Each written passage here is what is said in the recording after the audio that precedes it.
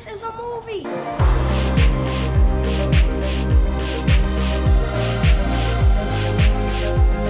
Keep repeating. It's only a movie. Only a movie. Only a movie. I love movies. Gosh, I love movies.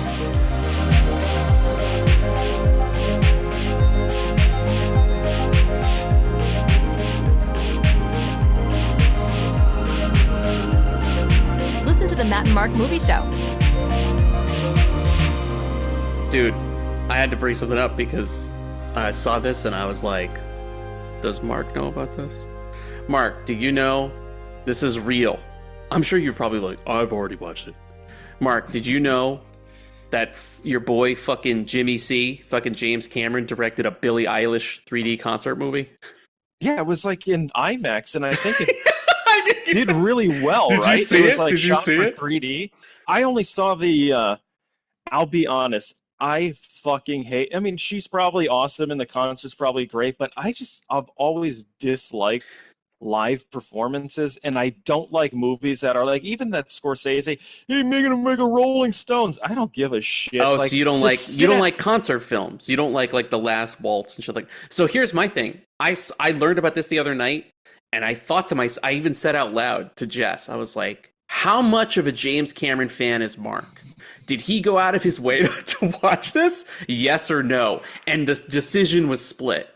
Jess said, there's no fucking way that Mark watched this movie. And I said, I think he's hardcore enough of a fan that your boy went out of the way and he watched it. Who's right and who's wrong? Here's the thing is, like, I'm not going to go out and watch some rich person. You know what I mean? It's just like, I saw the trailer. She's crying and shit. I'm like, dude, you're filthy rich. And I'm going to watch you pretend you have a miserable life. It's like everyone has friends that die and they have no money. And then I'm just going to watch a rich person that's famous bitch about how terrible their life is. And meanwhile, waste Jimmy 2 hours C comes into frame on a little mini Titanic made of $100 bills. Yeah, with this stupid Fox racing shirt. He's like, you ain't doing motocross, bitch. Did he, do you think he does any crazy, I'm so curious now, like, do you think he does any crazy James Cameron shit? Or is it just like, hey, we shot it in 3D, so we called James Cameron? Because by law, you have to contact James Cameron if you're going to do anything with 3D. It looks like it's shot really well. Technically, it does sound cool, but like I said, I'd rather watch a narrative film. Like, if I had to think about it, if you have there's like a huge backlog that you and I both have of fantastic, phenomenal movies that are on like AFI lists, whatever, top 10 horror lists. Yep. You're really going to watch a Billie Eilish concert when you could be I mean, here's the other thing too, is like, I'd rather just listen to music. I don't need to know what the stupid artist and all the crap they're going through. I'll listen to your music in the car, but I don't give a fuck about your life story. Yeah. You're going to have a snack and watch someone be like, meh! Shut the fuck up. You're going to have a Twinkie and I'm just watching Billie Eilish 3D, directed by James Cameron. And it has a stupid name, too. It's like, I like when you hurt my arm. A James Cameron 3D film or some shit. It has a stupid fuck title. It's dumb. Anyway. Dude, here's the other thing, too. It's like, he could have made another True Lies movie, and that's what we fucking get? Hey, dude, it was a true lie when he said he was going to make True Lies 2. And he made Billie Eilish Don't Punch Me in the Arm in 3D at James Cameron Concert Experience, or whatever the fuck it's called. Hey, everybody, welcome to the Matt and Mark Movie Show. You're here for another week. We are going to be reviewing Troy this week from 2004, the Wolfgang Petersen film. I found out that's how you say his name. It's Petersen. It's not Petersen. Wolfgang Petersen? I'm not trying to make that joke. Respect to Wolfgang Petersen.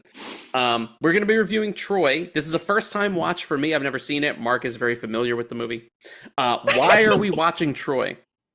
Because the Odyssey from Christopher Nolan is coming, and I thought, this could be cool if we review a movie that also features the Trojan Horse and the Battle of Troy and Helen of Troy and all that. I was like, this all seems very familiar. Even though I had never seen Troy, I was like, I know we had a giant movie in the last decade or so, 2 decades, that had a Trojan Horse. I was like, what movie is that? I was like, okay, so we're going to decide tonight who Trojan horses it better, Troy or the Odyssey, which we've seen in trailers. So if you want to get right to our Troy review, check the show notes, skip ahead, because we got some housekeeping we got to do. I was watching the podcast. Mark, on the socials, hit us at the Matt and Mark Movie Show, Instagram, Blue Sky, Threads. We don't really use any of those. And you can call us 707-948-6707. You can also watch us on YouTube. You can leave us hate comments and messages on our Stanley Kubrick box set video. So many angry comments and messages came in about that. One so angry that the guy deleted The guy own deleted shit. it, blocked us, left town, and I don't know what happened because he blocked us. I can't see him. All because we said... I guess that guy won't be hyping our videos. That He definitely won't be. All because we said the Stanley Kubrick box set was too expensive. He got very mad at us. But big news on the social front. But this is small potatoes. This is small potatoes because I have something else I want to talk to you about. We hit 1,700 plus followers and rising. That's crazy. On Instagram. So if you're one of those people, especially the people who've been with us the whole time, thank you. Yeah, thank you so much. Holy shit. Yeah, we pretty cool. have the best listeners too. Pretty They're cool, dude. Awesome. And Mark, this is a great segue. Because of that follower number, Mark, I got big news. This is a Matt and Mark news exclusive.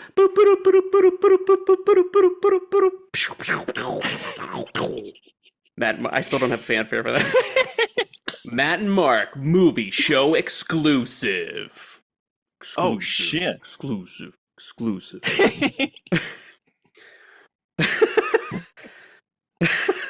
Brought to you by Billie Eilish. Don't punch me in the cooter.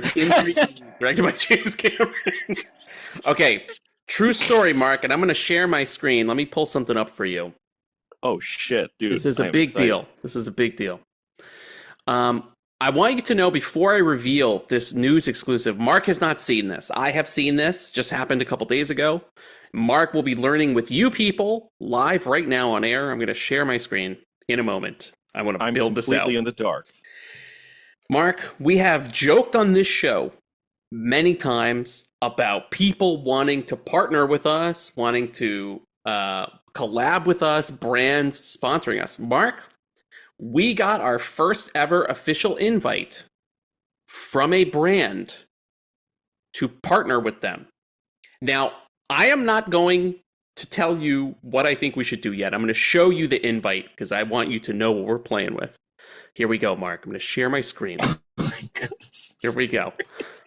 Here we go. Mark, Temu, the site Temu, contacted us to be part of the Temu influencer program. Now, this is true. You people at home who just listen to this show and you don't watch the video, this is a true story. And I checked it with our friend Kevin at The Real For Real, who is much more famous than we are and has like a massive social following. And I said, Kevin, I texted him on Sunday. I said, Kevin, is this real or is this like a scam? And he said, no. He got the same email. It's official. Temu, wow, is contacting the Matt and Mark. I said, maybe they contacted us by mistake. Maybe they thought they were reaching another show. They're contacting the Matt and Mark Movie Show to be part of their official marketing. They want us to be like creative marketing for them to be part of. Hey, the I don't know about you, dude, but I love Temu, man. Temu Do you really? rules. Do you really? I fucking love Temu. I'm half Chinese, baby. Now, Mark, you know that there is a connotation to Temu, right? People joke about Temu online, and you know what those jokes are. Well, right? they're wrong. Temu rules. Mark, I also like how it does unlock your earning, not earnings. Shout out to my Chinese people. Hi, the Matt and Mark Movie Show. This is what the message says. This is Temu from the Temu marketing team. We've been following your channel at the Matt and Mark Movie Show and would like to officially invite you to the Temu Influencer Program. Now, Mark, I have not clicked on anything. I have not responded to anyone. They wrote us 2 days ago. It was Sunday morning I got this email. And I was about to text you. And I was like, you know what? I want to do this on the show. Mark, so let's vote on it, dude. Wait, how does this work? Do you think we should join the Temu Influencer Program? Here it is, dude. Fuck yes. Our program is structured. Here's the problem, though, because I asked Kevin the same thing. I said, well, what are you going to do? And he said he wasn't doing it. And I said, why? And I don't want to tell stories about the man outside. I would like to have him on the show so he can has comment. Principles. He's like, he basically said to me, he's like, I have heard stories about this brand. Like, if something's trending, they want you to talk about it. So even if it's not something in your wheelhouse, like let's say Love Island, the show Love Island, if that's trending, they may want you to make some creative about it. And the problem for me is the Matt and Mark Movie Show does not talk about, I don't think our listeners or viewers on Instagram are follow. I don't think they give a fuck about Love Island. And I think if we start doing that, it might alienate them and piss them off. Now, I'm not I'll tell saying... you one thing. If Timo wants me to watch Love Island, I'll be watching that. Now, you know what? Love Island's a great show. I don't know if you guys have seen it, but it's fantastic. It's about relationships, how these people come together. Fantastic show. You got to see it. Timu. This is why I wish Mark had a separate Matt and Mark Movie Show account, so I could be like, why don't we just get Mark alone to join the Timu influencer program, and he could test it out for the show and tell us if he thinks it's worthwhile or not. I would like, Matt, have you seen Love Island? Dude, I have not seen Love Island. I'm aware of it. I just know, is Love Island, which is the one where the people are blind? Well, I'll tell you, it's playing every Tuesday at 9 p.m. Pacific time. I always see an ad for a show with like blind people on a beach, and there's like one girl in a bikini. She's like, "I love you," and I don't know if that's the same show or not. That's disabled Love Island. Mark, their program is structured That's at 6. around metrics that matter most, like fast payouts, high conversions and commissions, fixed payments. They want us to apply. How to join? Now, Mark, I'm going to tell you, I've never used Timu before in my life. Never used it. Well, have I got news for you? It's a fantastic platform. I use Timo all the time. I mean, you Timu, really? Not Timo. Who's Timo, dude? That's the ripoff one. Don't go there. Go it's the Timu of Timu? It's Timo? Timu.com, yeah. Mark, all right. Do you think we should attempt to join the Timu influencer program? Because I don't know, man. Do you think we should I'll be honest. I would do it. It's not like Arrow's knocking at our door, but if Arrow comes around, cool. But hey, at least we can get. Here's the thing: if it doesn't work out, we can just sever ties. Then what's the worst that can happen? We don't get any money. That's true. What if their payments, though, aren't payments? Here's my question. What if we agree to it and they're like, cool, welcome to the Timu family, and they just send me crap products and that's the payment? Like, they're like, hey, we sent you this desk vacuum and this, I'm making it up, lawnmower. I saw some dollar signs, though. Didn't you? Those products saw dollar signs. Yo, does Timu got physical media? I don't know, man. So something to think about. And by the way, listeners, I want your input too. If you would be, we haven't done shit yet. I wanted to talk to Mark. I wanted to talk to our fans. If you saw us doing an ad for Timu, would you be upset? And by the way, I know we're a fucking joke show and everybody's going to think this is a joke, but Mark is my witness. Mark, it's legit. You saw the email. It looks legit, yeah. You could check with Kevin. Kevin would not lie to you at the Real for Real. He will verify. That guy's legit, too. He's legit. Timu wants Matt and Mark Movie Show to do something. I like brand partnerships, but you know what I don't like? I don't like talking about shit I don't care about. You know what? I like talking about shit I don't care about from my yacht. Thanks, Timu. Dude, would you get on a Timu yacht? Yeah, I call it Timu.com yacht or some shit. /yacht. Mark would sell out in a sec. He'd fucking be decked out in the full Timu gear, the Timu hat. I have crippling debt. I'll sell out in a heartbeat. Yeah. Be like, Timu be like, kill your mother. And I'll be like, okay, Timu. Okay, Timu. Can you send me the weapon? And yeah, it'll be a Timu weapon. It'll be a Timu kill weapon. My mom, but Sorry, Timu, the knife broke. Oh, then Timu's going to give you a bad rating. Then you don't get that payout, Mark. You saying? You didn't complete the assignment. By the way, I hope Timu doesn't actually listen to this show because they've now heard us openly discussing it. I don't think they care about the show. I think they only know the Instagram account. That's what they want. So They want those eyes. They want the eyes. They want the Matt and Mark Movie Show followers to see Mark. And I would totally, that's the funny thing, if we do this and they want us to review some product, I would totally be like, Mark, I'm sending this to you. You're Mr. Temu. And we'll have you do the whole Temu bit and we'll post it on the feed. I'll do it. Hired. Mark, I thought this was going to take all this coercion. You just fucking laid it out just with no fucking resistance at all, man. What about, here's the thing, it's like you can pretend to have principles now and be like, we're never taking a dime from anyone unless it's for movies. And then you'll be broke and die. I don't want to die, I'll Mark. sell out now. I'll tell you. Jesus, are you saying it's an issue of life and death? You want me to bend over, Temu? Fuck me in the ass. Fuck me with that Temu schlong. The Temu truck backs up with a gigantic schlongus on the back. We got this from the set of Billie Eilish's 3D concert film. So you know it's good.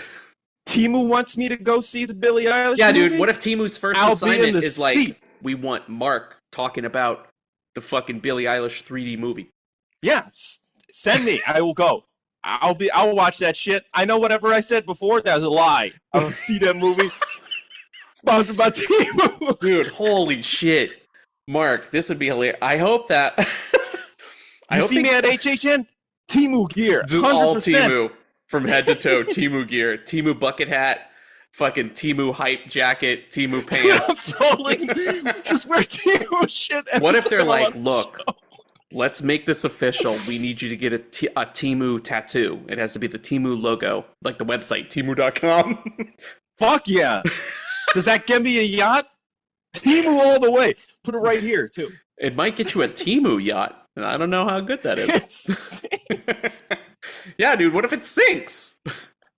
It's not cool to have a broken yacht. They probably sell yacht parts. That's how much stuff Temu has, guys. Tell Just me a so little the about... audience knows. Temu's got everything. You thought Amazon got everything?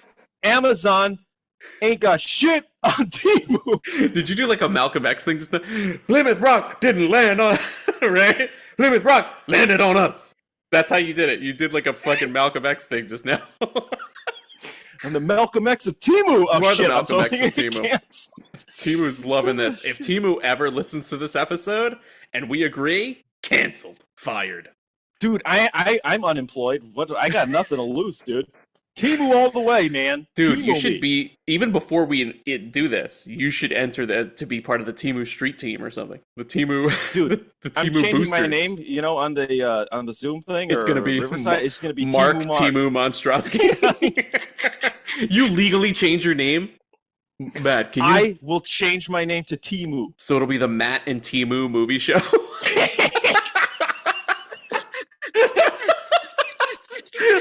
Oh, dude, are you kidding? That's horrible.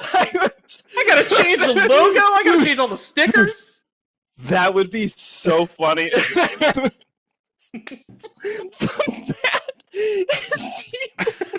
The Matt and Temu movie show. I gotta change the lady at the beginning of the show who's like, Matt, Mark, maybe she's gonna be like, the Matt and Temu movie show.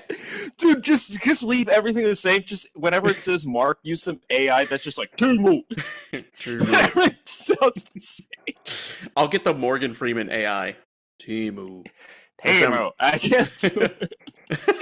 Get busy living or get busy dying. That was the Temu version. That's the Temu version of Morgan Freeman. See, this show is perfect for Temu. Temu. Thank you. Thank Temu! Thank Temu, goddammit! You get on your knees and thank Temu. Do write this for me! Pray to Temu. Alright, Mark, I'm gonna think about it. I was not expecting Temu. Were you expecting? What were you expecting? What were you expecting? Dude, I thought it was going to be something like a physical media company of some You almost kind. said something cool is what you were about to fucking say. No. Took that shit I would back. never say that. How dare you question my loyalty to Temu? Let's see. Are they affiliated with any movie stuff? I guess we should probably look that up. We should look that up because I'm like, Does you Temu know, have studios? Temu doesn't even have. What if Temu doesn't even sell any physical media at all? What if they just sell yacht parts? Ah, shit. What? Oh, wait. Oh, Temu carries a surprisingly large variety of movies on DVD and Blu-ray. Hey, Blu-ray! Oh, wait a minute. Shit, dude. Mark is pro 4K and has gone on record totally hating on Blu-ray. Mark, could you get over your 4K only addiction and just do Have Blu-ray? you ever seen a really good 1080p copy? Sometimes it rivals 4K. In fact, on this show, when we were watching Showgirls, I thought I watched the 4K, but That's it turned right. out I was watching a 1080p. Infamous story. God, I love that. I love that so much. Mark, when you watch the Billie Eilish 3D concert film, you're going to watch in Blu-ray. You're going to watch in 1080p. Whatever Temu got, I'll watch it on that shit. Whatever Temu says, got the Blu-ray, I will do. I'll watch it. Temu got a DVD, that's what I'm watching. Temu's like, you're watching this shit in 480p. No 3D, and we didn't convert it for 2D, so it's going to look fuzzy. And you're going to review it. Dude, I'll be like, that was the greatest concert movie I have ever seen. Cut to Mark, and he's like, who needs True Lies 2? Fuck Avatar 3. So do you know how expensive those movies are? Do you know how much their carbon footprints are? Look at this great Billie. She's already doing the concert, so you don't have to worry about carbon footprints. Perfect. Perfect. She looks like a Na'vi. Don't even have to use makeup. She looks weird. Perfect. James Cameron will ride over here in his motocross gear. He'll direct the Temu commercial. Mark will be in it. He'll say that he thought it was the best fucking movie he's ever seen. Dude, that'd be great if James Cameron also sold out instead of that Fox shirt. It's just it's a Temu racing shirt. I'd be like, Temu has a race team? He's gonna be like, I'm gonna go to the bottom of the Mariana Trench in a Temu submarine. I'll be like, James, no! Don't do it! Don't you do it, James. What was that popping sound I heard in the distance?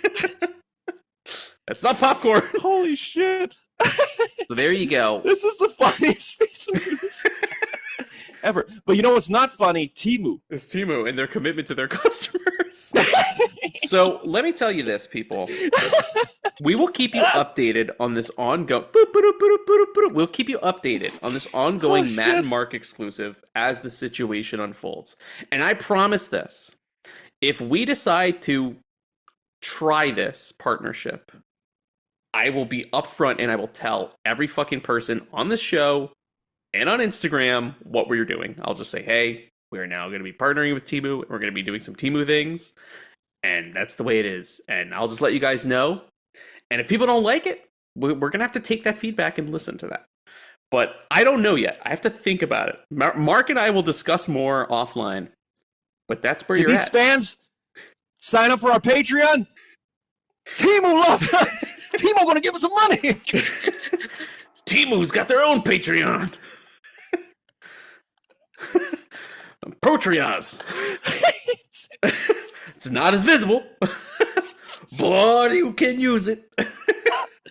By the way, just so Temu's aware, this has been one of their. We've said their name multiple times. Yeah, dude. We're proving that we are good partners. This is How many times basically. I'm just about to say Temu again. This is like a Temu infomercial, basically. This whole segment has become a Temu infomercial. Don't even talk about Troy.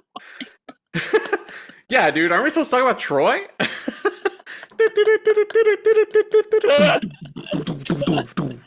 Matt and Temu movie show exclusive. It's already changed. The branding's already changed on the news. The news jingle.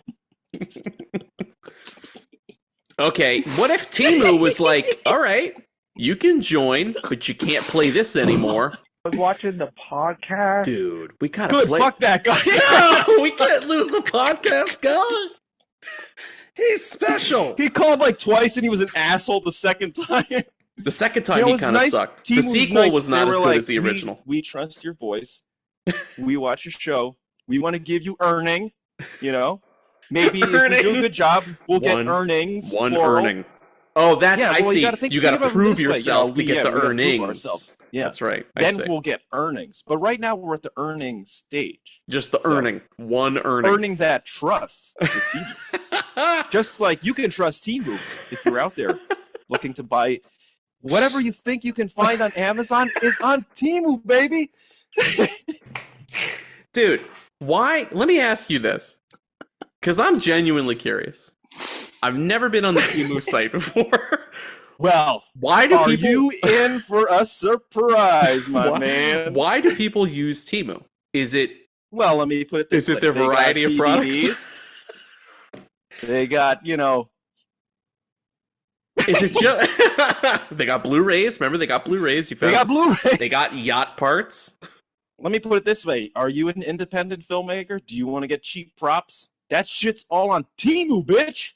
You could build a house out of Temu parts. Is the novelty that it is affordable? Is that what it is? Not only is it affordable, but the variety speaks for itself. Dude, I did never expected to see Mark completely shill for a company before. Yeah, this is a new side of you. Hey, Arrow, I'll shill for you, Arrow. I'll shill for Arrow in a second. Yeah. I love that you thought it was going to be somebody like that. No, dude. Yeah, I was like, Criterion? Did we get invited to the Criterion? Oh, definitely not. No, they're mad at us because we talked shit about the Stanley Kubrick box set. They're like, who didn't get mad at us? Temu. Temu, that's right. You know where you can get a cheap version of the Stanley Kubrick box set? Temu. It's only got 4 of the 13 movies or whatever. The discs are cut in half. The discs are all cut in half. Half off, half the disc. Look, Mark, let's watch Full Meta. It just says Full Meta. I don't know what this is. Full Meta?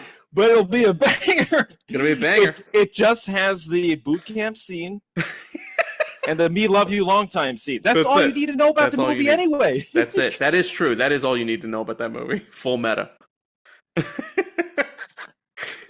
I'm shocked that you don't want to partner with such a fantastic, very big company. Let's look at their market cap. Let's see. Then we'll look at Arrow's market cap. Temu okay. All right. Let's see. Let's compare market caps. This is for the audience. This is for the people in our audience. Oh man, Mark's people. You can't see this. It is a private. Okay, so it's done through PDD, which is their parent company, I guess. $119 billion. Temu? Do you want to partner with that shit?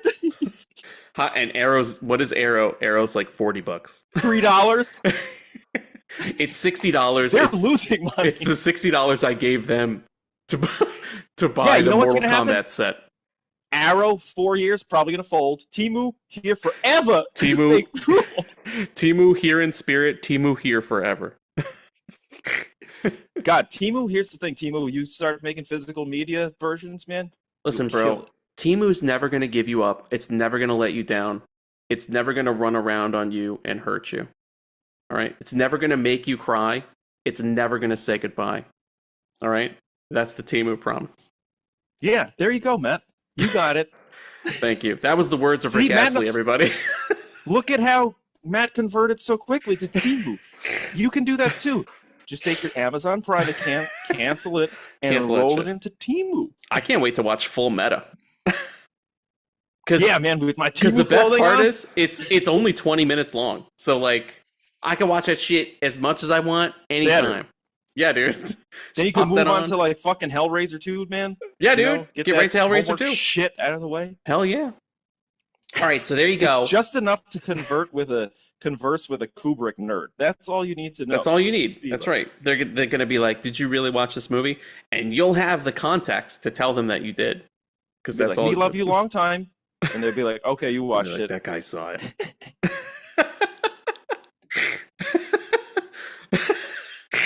Okay. People, do tell us what you think about this potential Temu partnership. And also, we will keep you updated on this ongoing Matt and Mark movie show story. Or, I mean, Matt and Temu movie show story. Yeah, fuck it, man. I'm in! Mark, should we get to the main review of Troy? Presented by Temu. Yes, let's do it. All right, here we go. Here we go. I was watching the podcast. Gotta play that guy while I can, you know, before the agreement shuts that down. Yeah, Temu, get rid of that guy. We've had enough of that guy. For the record, that guy's first call, amazing. His follow-up, not that good. Sequel, not that good. Yeah. Mark, you have seen Troy many times. You also recently wrecked it. I want to say like a couple months ago on this show. You were just watched Troy, and that's also kind of I think maybe what planted it in my brain. And you were surprised when I told you I had never seen it. Also, I've heard Mark quote this movie. He always quotes, "You sack of wine." By the way, I'm going to tell you, I like your delivery of that line a little better than Brad Pitt's. Brad Pitt does it pretty good. Mark nails the line. But I'm also used to hearing Mark do that line. Sack of wine. He doesn't do it with a sack of wine. Yeah, you do it with like a lot more anger. He's not as angry when he says it. He's a little Brad Pitt's a little cooler. Too. Yeah. But I like the angry read of it because it's an angry sack line. Of wine. yeah, dude. Yeah, exactly. So here you go, directed by Wolfgang Petersen, who made one of my favorite movies ever, Air Force One. It's a movie I've talked about many times. It's like one of those fucking top shelf 90s action movies that I adore. He also made for the 250th of America. Oh, dude, buddy, yeah, Air Force One. Now, not for the 250th of America, The Never-Ending Story, which is a fucking badass movie as well. And I always forget Wolfgang Petersen made that movie. Dude, I've completely forgotten until you just said it now. Yep. Dude, he went from fucking Das Boot, which is an awesome fucking movie. He went from Das Boot to Never-Ending Story. Isn't that nuts? That is crazy. That's fucking crazy. They're totally different movies. Yes, dude. It would be like going from Avatar 3 to Billie Eilish Don't Punch Me in the Boob. You know what I mean? It's a bit of a step. It's a weird step that you took, man. Nobody predicted it. Wait, did he do The Perfect Storm too? He did do The Perfect Storm. That's a banger too. When that movie. first came out in the theater and I saw that in IMAX, that shit was You know crazy. what? I'm going to confess something. That's a movie I've seen, but I didn't see it when it originally came out. That was a movie I discovered late in the game. Like, I only saw that for the first time a few years ago. Really? Yes, while we were recording this show. Basically, in the era of this podcast is when I watched The Perfect Storm for the first time. Wow, you missed a lot of his bangers. Yeah, though. I missed the opportunity to see like some great Wolfgang. Did you see Troy in the theater when it came out? You did. I think that's one of the. I won't reveal anything, but that is like, to me, I'll reserve it. Ooh, okay. Till we get with our conversation. Okay, and before we launch in, we have to do this, Mark. And there's no spoiler because nobody's seen the Odyssey. We're only going off of what we've seen. We've seen the Odyssey Trojan Horse, and we've now seen the Troy Trojan Horse.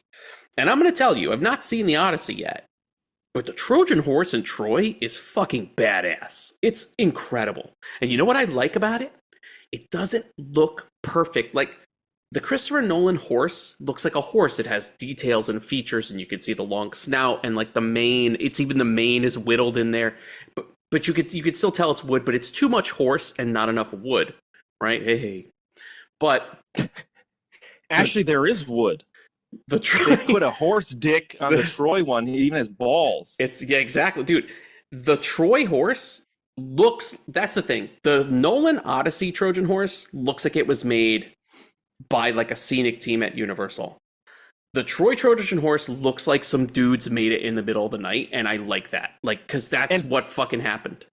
Did you see how it's like they make it a point that it looks like it's made out of boat parts? So all those curved pieces of wood are angled at... And the wood is all gorgeous. Like beat up and aged and distressed from being in the sea, from being in the barnacles and the salt. You can tell like it's all warped in some areas. Like, even before the guys pop the wood out, you can tell there's like the wood is warped.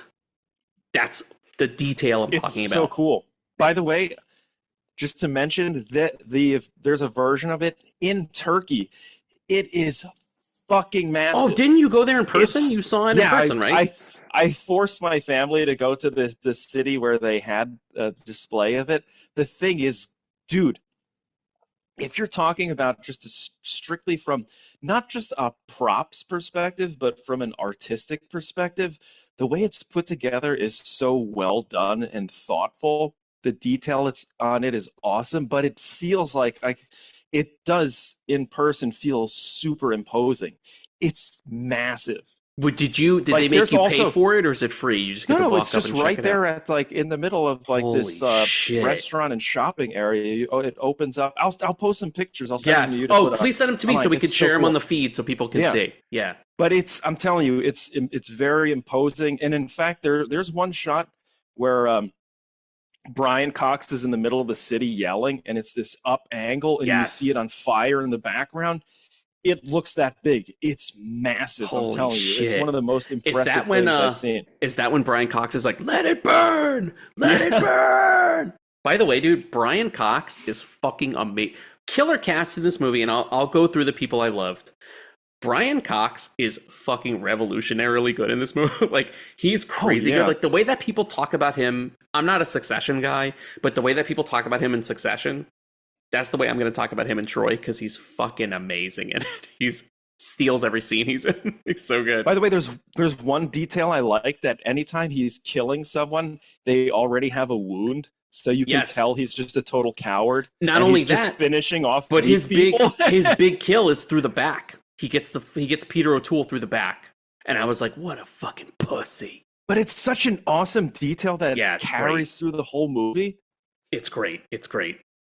I'm very excited to hear what you think, especially since you haven't seen it, and I'm assuming you saw a pretty good copy on your big TV. I with good did. audio and Yeah, everything. I watched. Now I know there's a famous director's cut. I did not watch the director's cut. I watched the cut that is like 2 hours and 45 minutes.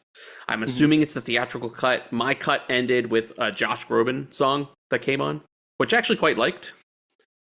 Do you know what I'm talking about? You I watched may some have other seen. version. You know You what? may I have seen the think I director's saw cut. the director's cut. 'Cause Okay. I was looking for a good copy, and it was like, it's available in 4K, but it was the director's cut. And I know that Oh, the next one coming out is like a proper 4K. it's like you're gonna have. Yeah, it's Uh-huh. going to have the multiple versions. But I I think think- I saw the one that, I don't know. By the way, was your version very violent? Because Yeah. the director's cut was super violent, but it also, what I liked about the director's cut, I don't like when they cut to like some other bullshit pop song. This one used like music from Planet of the Apes and a Awesome. couple other films to replace certain things, and I thought I love the added score. to it. I thought I heard a little Planet of the Apes when they were, funny enough, when they were busting out of the Trojan Horse. I was like, that's from fucking Planet of the Apes. It sounds so and good. that song is such a banger too. It's I fucking great. love And it. then that shot, dude, that whole sequence, the whole fucking Troy, fuck it, I'm just gonna say it. I loved this movie, Mark. Yes! I loved it. And let me tell you, I'm just gonna gush about it. Like, I'm just gonna tell you, I fucking love this movie. There's nothing I would change about this movie. Dude, you know me, I love Planet of the Apes, but when I heard that sound cue, there were some amazing shots. Like, the whole Trojan Horse, Troy burning, the whole fucking final 30 minutes of this movie is insane. From like the shots of Agamemnon being like, "Let it burn," to seeing like, there's a crazy overhead shot where it shows you all of the little huts and shit on fire, and the people, you could hear people screaming and they're running. Like, it's not played like, because I thought, we're just gonna stick with Helen of Troy and Hector's wife, and they're gonna be sneaking away, and that's what we're gonna stick with, and it'll be the drama of hearing. No, Wolfgang Petersen's like, no, we're gonna show you the fucking devastation and chaos in the streets as this shit burns. They throw so many people and hang them over the sides of buildings. By the way, did you remember when they first bring in the Trojan Horse?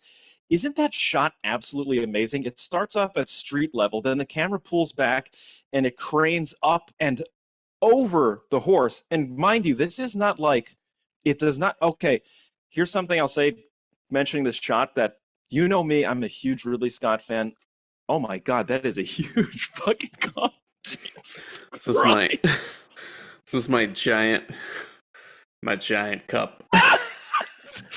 Speaking of horse dongs, so Gladiator, I rewatched recently, does not age as well as this movie. This movie feels like it has way more physical elements. It feels like that town was actually built. You can see a couple sets reused when you look at the background of the town, like certain pillars and such. Who gives a fuck? This, you know what this movie reminds me of? Ever watched those like Sword and Sandals movies where from back in the day, like they're like usually from like the 60s or 70s, hell yeah. where they're supposed to be these big epic pieces of like Cleopatra or like what was that guy, the Jason and the Argonauts? Yes. And you're like, as a kid, you're like, these sound so cool and they sound epic. And then you turn them on and they look like fucking ass. Yep. This is what you would want. Troy is what you would want those movies to look like. And this to me is probably the last of those great films that have this epic scale that feels real. Like when he's, I think it's the Temple of Apollo with the golden statue. Oh, yes. Dude, there's like a wide shot of that.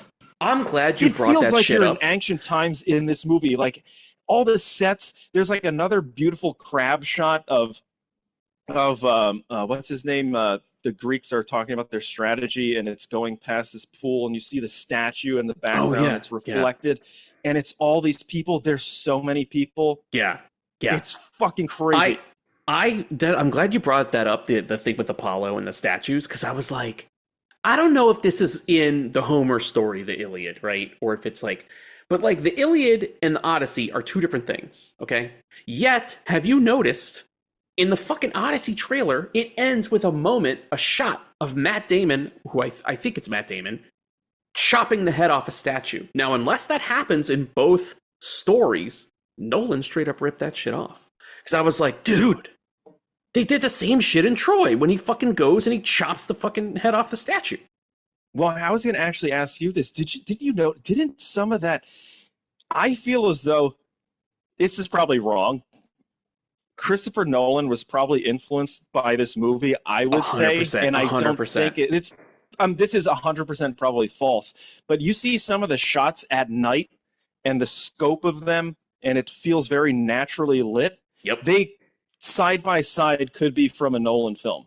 Yes, because it's like he has attention to detail, physical effects, and all that you stuff, can actually see what's going on in this movie because it's still from the era when movies were properly lit at night. Now, like, I'm afraid that half the Odyssey is going to be like that new thing where it's so fucking dark you can't see anything. Like, or it's so desaturated and colorless. This felt like extremely natural. When you're in the sunlight, it's nice and gold. When you're inside, you see the amber of those the torches. Yes, there are very few moments in this film that feel CG. The blue of their like robes and shit. Even like there was a moment at night. I think it was when Peter O'Toole came to visit Brad Pitt after he kills Hector, and he's basically begging to return the body, right? So he can bury him. Only then did I notice the little fucking streamers that like make Brad Pitt's door to his hut. Those are also blue. They're like the same blue that he wears when he's hanging out in the robes. And I was like, that's fucking crazy. This is at night. And this movie's lit so well that I can see the color of something as simple as the streamers on the door. That's how well the movie's lit. Oh, Bring yeah, back well-lit movies, people. I'm tired of shit looking black or gray. It's so lame. And this one is like, it's not hyper stylized. So I feel as though, regardless of era, this will probably age better than a lot of the films we see that are so color corrected and over stylized that, like, even Brother, Where Art Thou, when you watch it now, feels so artificial. And I understand that that's like the look they were going for. Does.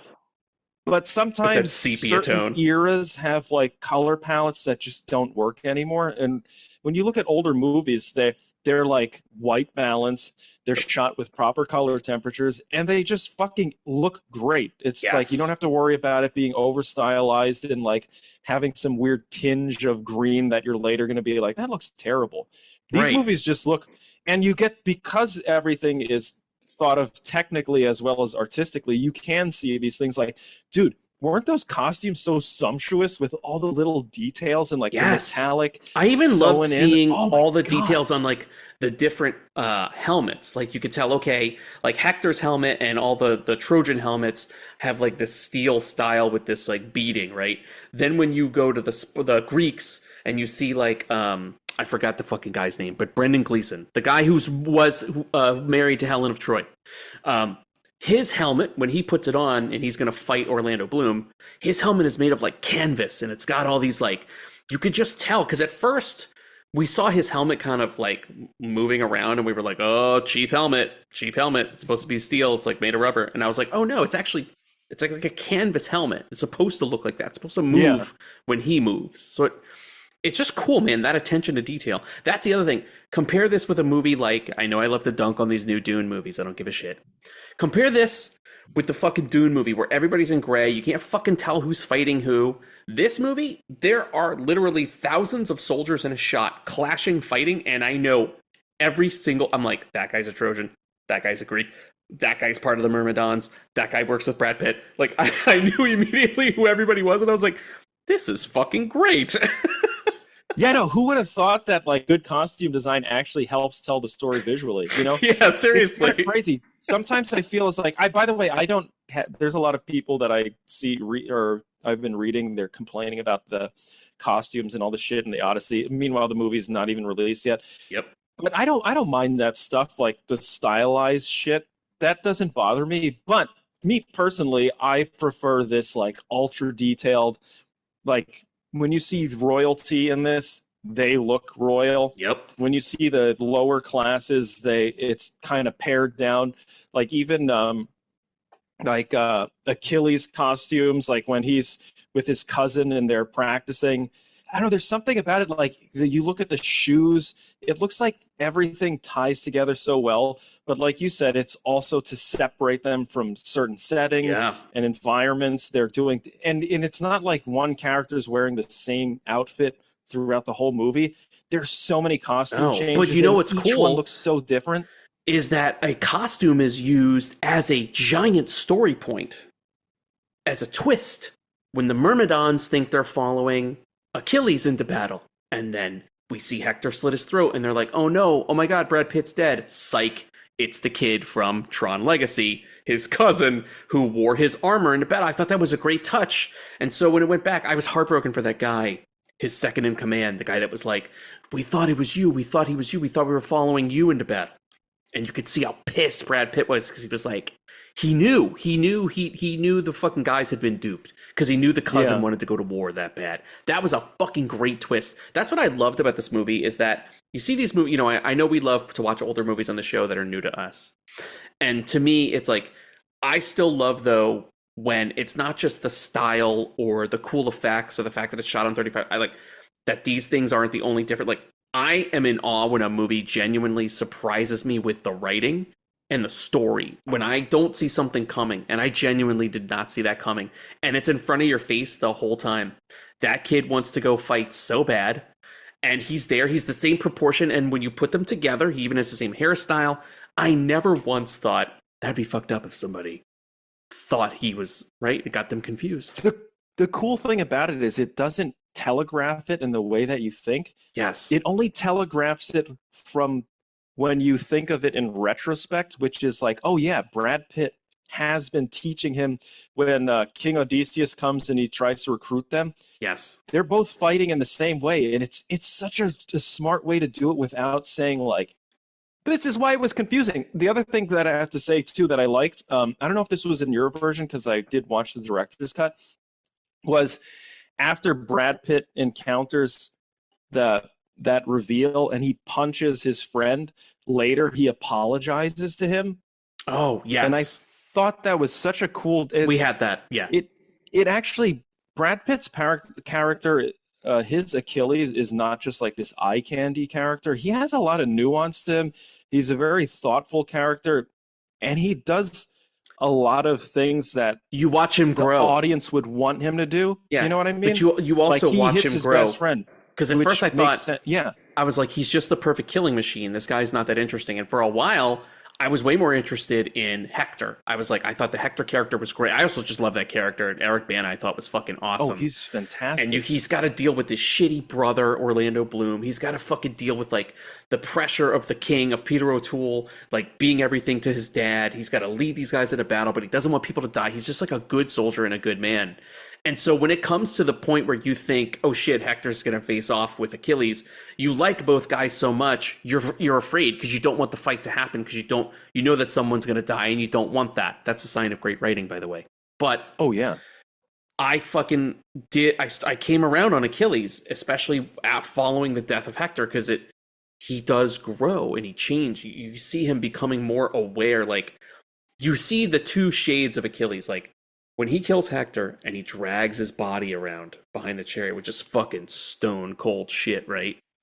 But like later, even beyond talking to Peter O'Toole, right? When he cries when he cries alone before he returns the body. Like, that's huge. And you can slowly start to see him, like, by the time they get to the Trojan Horse and he sends his men away, he's a great fucking character. He's got layers now. And it's kind of funny because you really don't expect that. Because, like, the first time you see Achilles, he's just kind of like, he's late to the battle. He doesn't care. And it's kind of nice because as the story goes on, you understand why he doesn't care about that king. He, even at the beginning, one of my favorite scenes is when he roasts that kid. And he's like, that's why no one's going to remember you. Yes. It's just this kid. But it's a such little kid. A badass moment. And it makes you understand his character too. But by him being that total shithead at the beginning, when he finally changes around at the end and he changes other people's perspectives on things, it makes him such a cool character. And it's kind of sad because most of the time you hear about Troy, you're like, Brad Pitt shouldn't have played that character. Yeah, he's doing this weird accent. But once you start to get past that and you give this movie a chance, it's actually a phenomenally written film. Agreed. The characters are all cool. I'm sorry.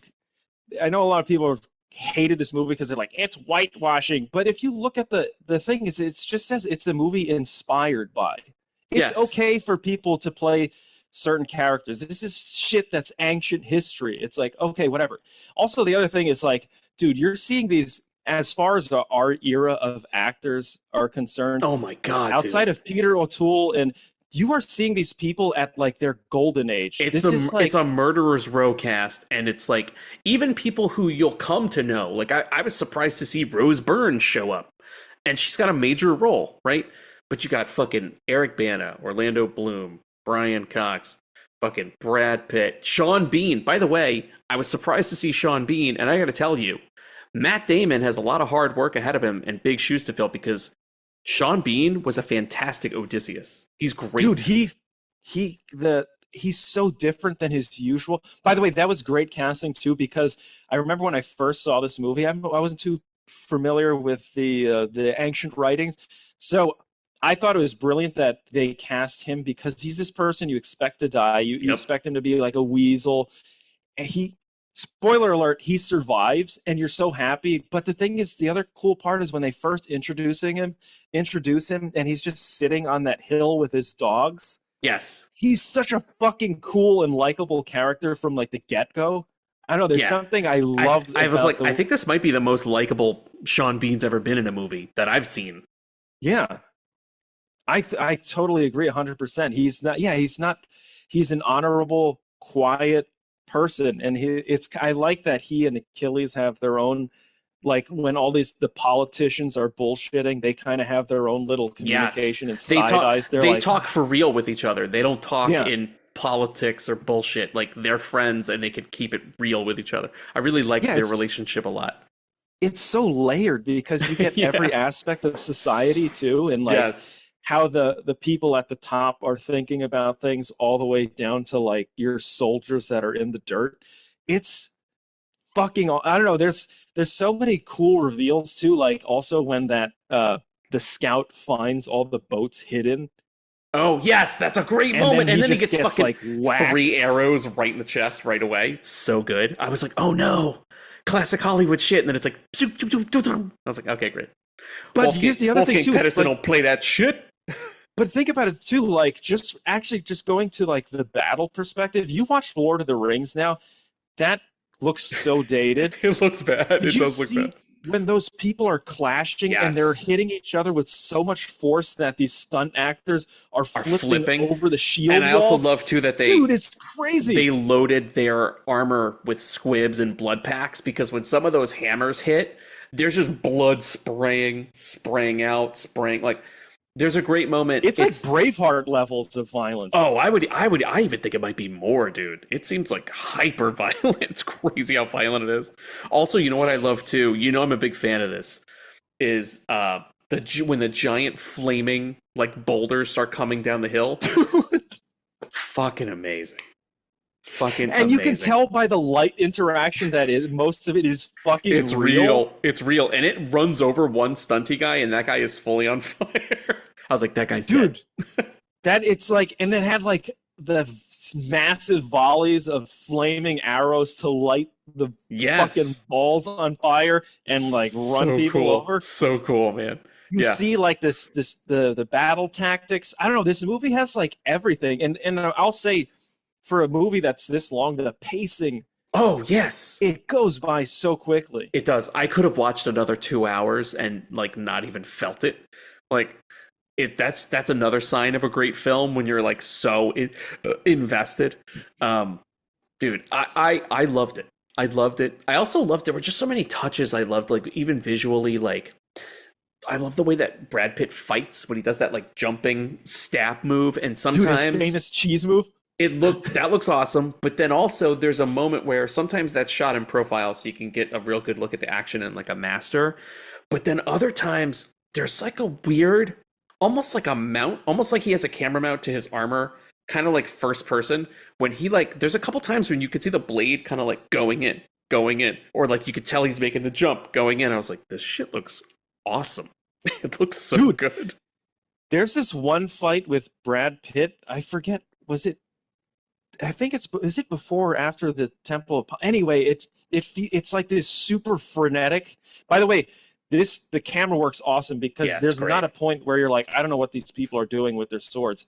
There's that scene where Brad Pitt is just like tearing through people and just killing so many people. It's when they first get there. It's when they first get to oh my god. They got the Myrmidon, like they're all supposed to hang back, and the Myrmidons are like the first guys on the beach, and Brad Pitt kills like 50 people up to the temple for them to get to the temple. And then there's a really slick part where I believe it's Eric Bana who tails him inside, and he just kind of keeps gently. It kind of reminded me, I was like, this is like some fucking European 60s shit. Like the subtle shots of Brad Pitt like slowly slinking back into the temple, like leading him further inside, and then you realize, oh, he's leading him into a fucking trap. It was just so artfully done and so cool, and Brad Pitt like sells it. And Eric Bana wants him so bad. He wants to fight him so bad that he's just not thinking. He's just all rage. So by the time he's in there, it's too late. He's already surrounded by God. You know what I mean? And it's up to Achilles. I didn't think that was a baller move just to let him go. We'll fight tomorrow. Dude, that is, by the way, I kind of love that character. It's like this quiet confidence. Yes. Sort of the other scene that I thought was cool when the guy's like, let me warn the rest of the men. And he's just like, nope. And he just picks up a spear and fucks and throws it through some dude's chest. Yeah, it's and great. By the way, when he's throwing those spears, technique and everything, it looks so natural the way he does it. Yes. There's one spear shot that is great where it goes right through a guy's face. You know what I'm talking about? Just right away, the spear just goes right through that one guy's face, through the helmet, through the back of the head. It's fucking crazy. We talk a lot on this show about competence porn, about people who are competent.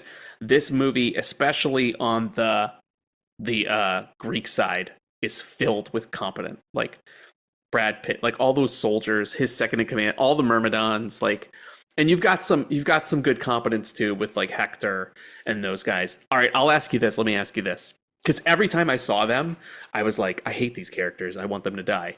Every time I saw Helen of Troy and Orlando Bloom, I was like, this is your fault. People are dying because of your bullshit. I don't feel bad for either of you. I want both of you to die.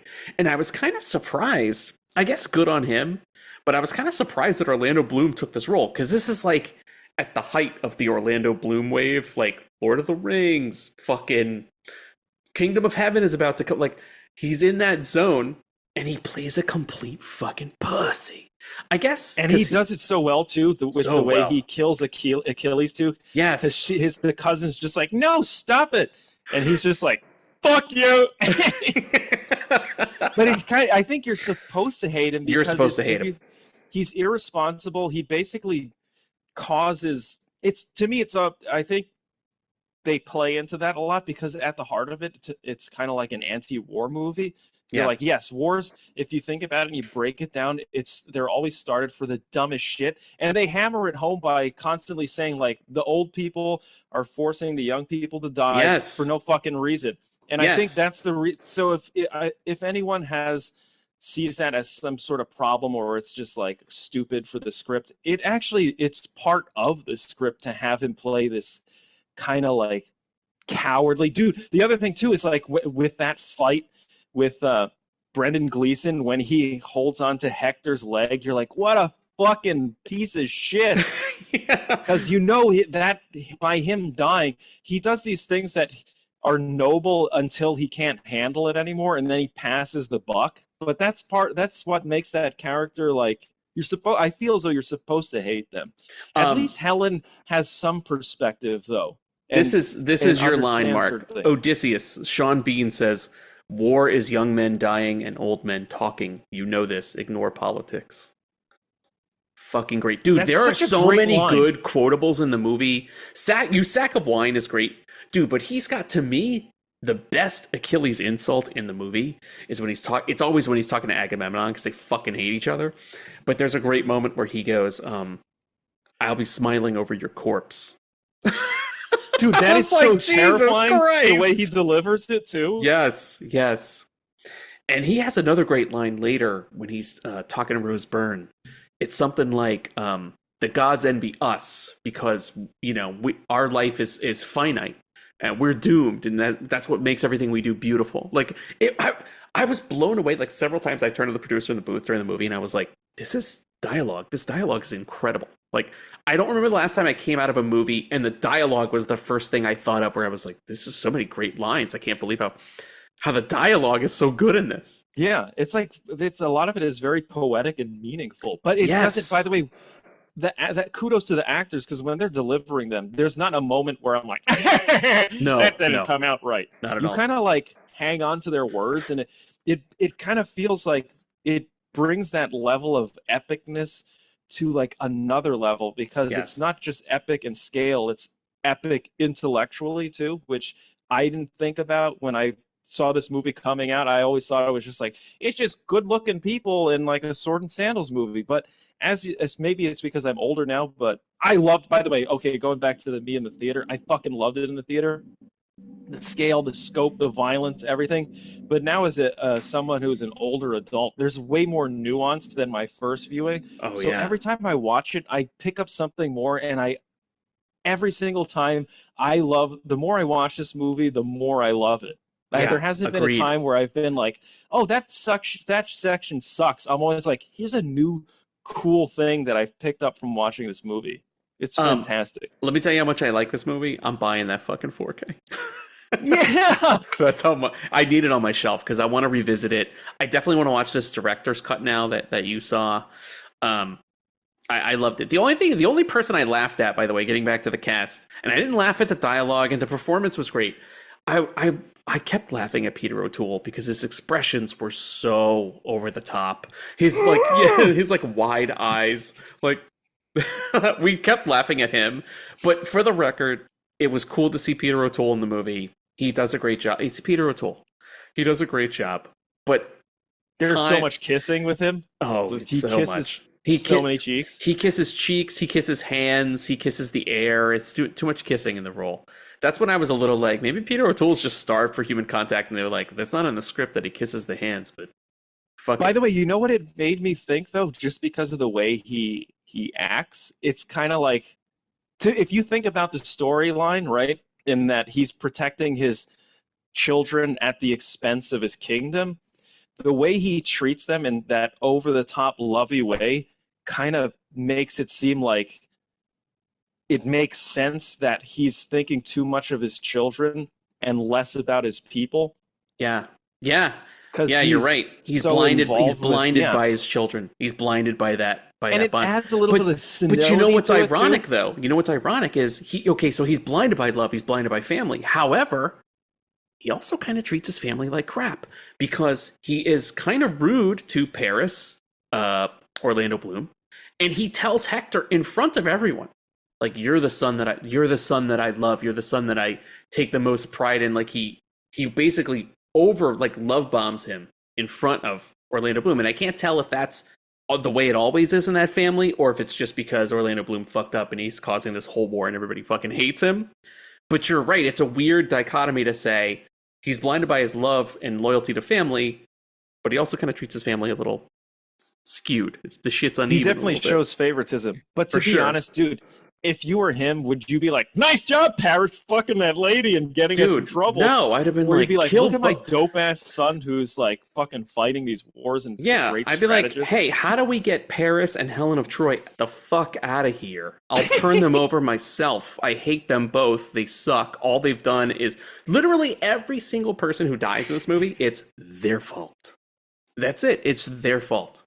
The two of them. I fucking hated them so much. And that's good writing again. These characters are fictional people, and I feel this strongly about them. Literally, it would show a shot of Helen of Troy. Like, there's a stupid, like, it's not a stupid shot. I just hate her. There's a shot where, it's Hector. I think it's Hector, or somebody's about to leave the gates, and he turns to look, and there's Helen of Troy standing alone, crying. And I was like, don't fucking cry your crocodile tears. Like, this is all for you. And she knows. Or she says she knows, but like, fuck you, fuck off. These people, all this bloodshed is because they want to bang. And they don't have to bang anymore. They could have banged the once. No, but then they had to keep the shit going. Keep the shit going. Fuck that. It's like you couldn't find a lady in your own town. Yeah, dude. He's got a Have funny... you seen your brother's wife? There's good looking ladies there. Just sleep with her. What the hell's the problem? That's true. That's true. Dude, Peter O'Toole likes to kiss. He likes to kiss a lot. Just kiss on him, dude. Yeah. That's so gross.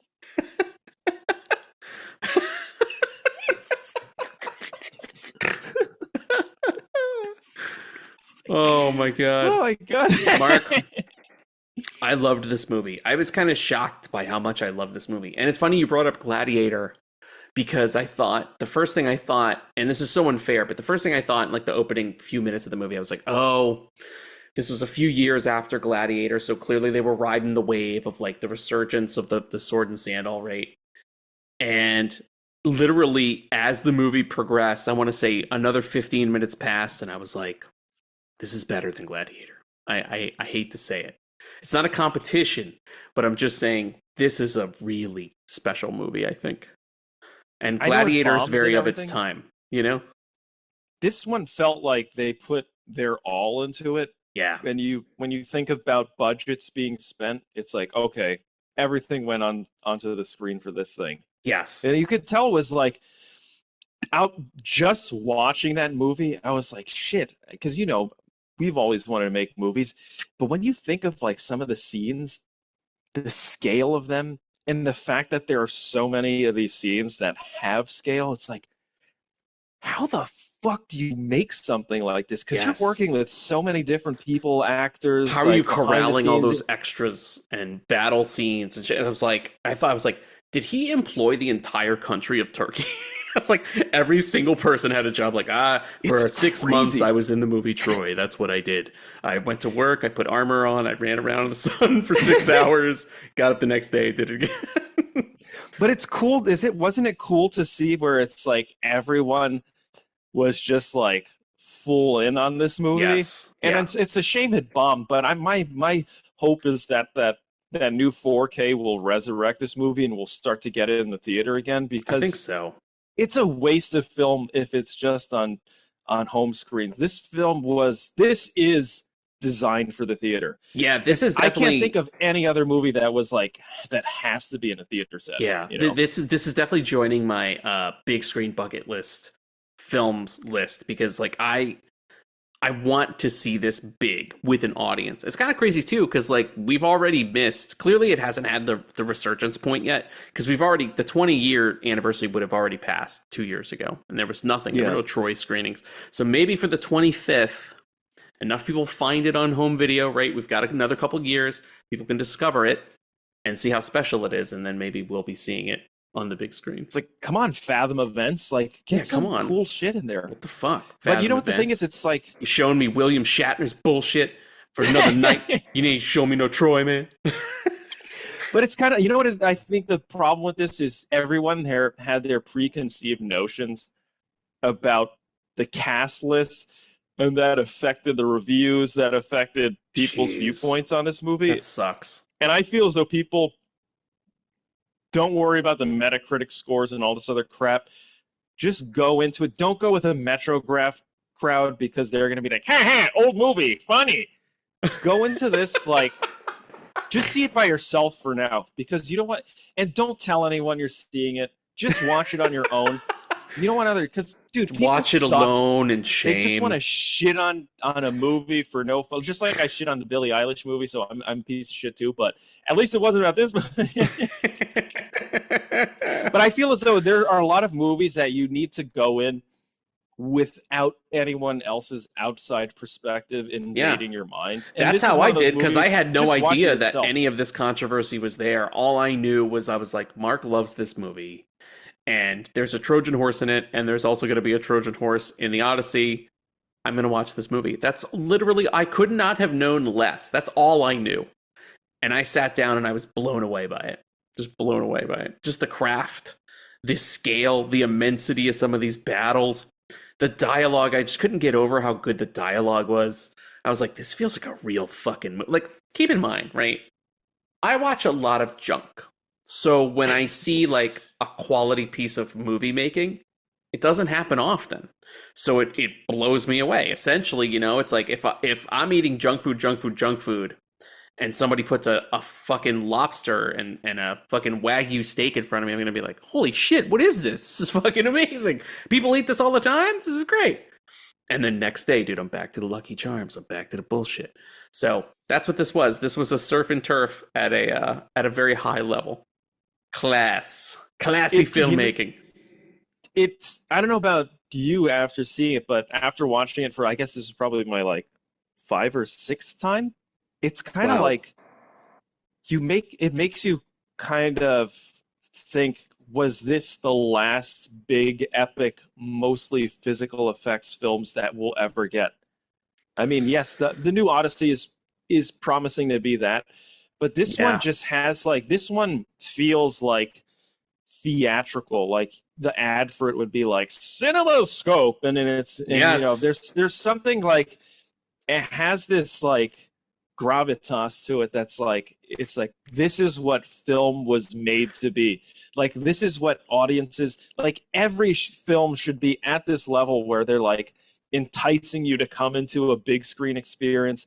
They respect you as an audience enough to not fucking cheap out on shit. They're like, you know what? We're going to give you the best possible film we can make with the best technology. Film in the early 2000s. Right. The biggest film was stars at its peak too. It's so you're getting great film stocks, very little grain.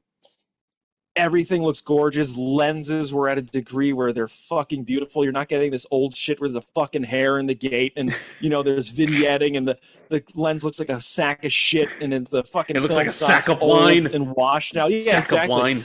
This one is like, it's fucking sumptuous all the way through. And it's like, I miss that in films, and the thing, which I do hope that's one thing that I do like about Christopher Nolan, is he's trying to recapture that, and I hope he does with the Odyssey. But these are the type of movies that I think the cinema was built around, and we don't really get them that much. And if we do get them, they're just CG fests that it doesn't feel okay. The one thing about this movie is because of all those physical effects, didn't you feel, it's like talking about that Achilles part where you thought he died, even though you know the story, he's going to get shot in the ankle in his Achilles tendon. Like, that was still a surprising scene. So, and also too, because of the way that it's choreographed, the way it's played out, it's very shocking.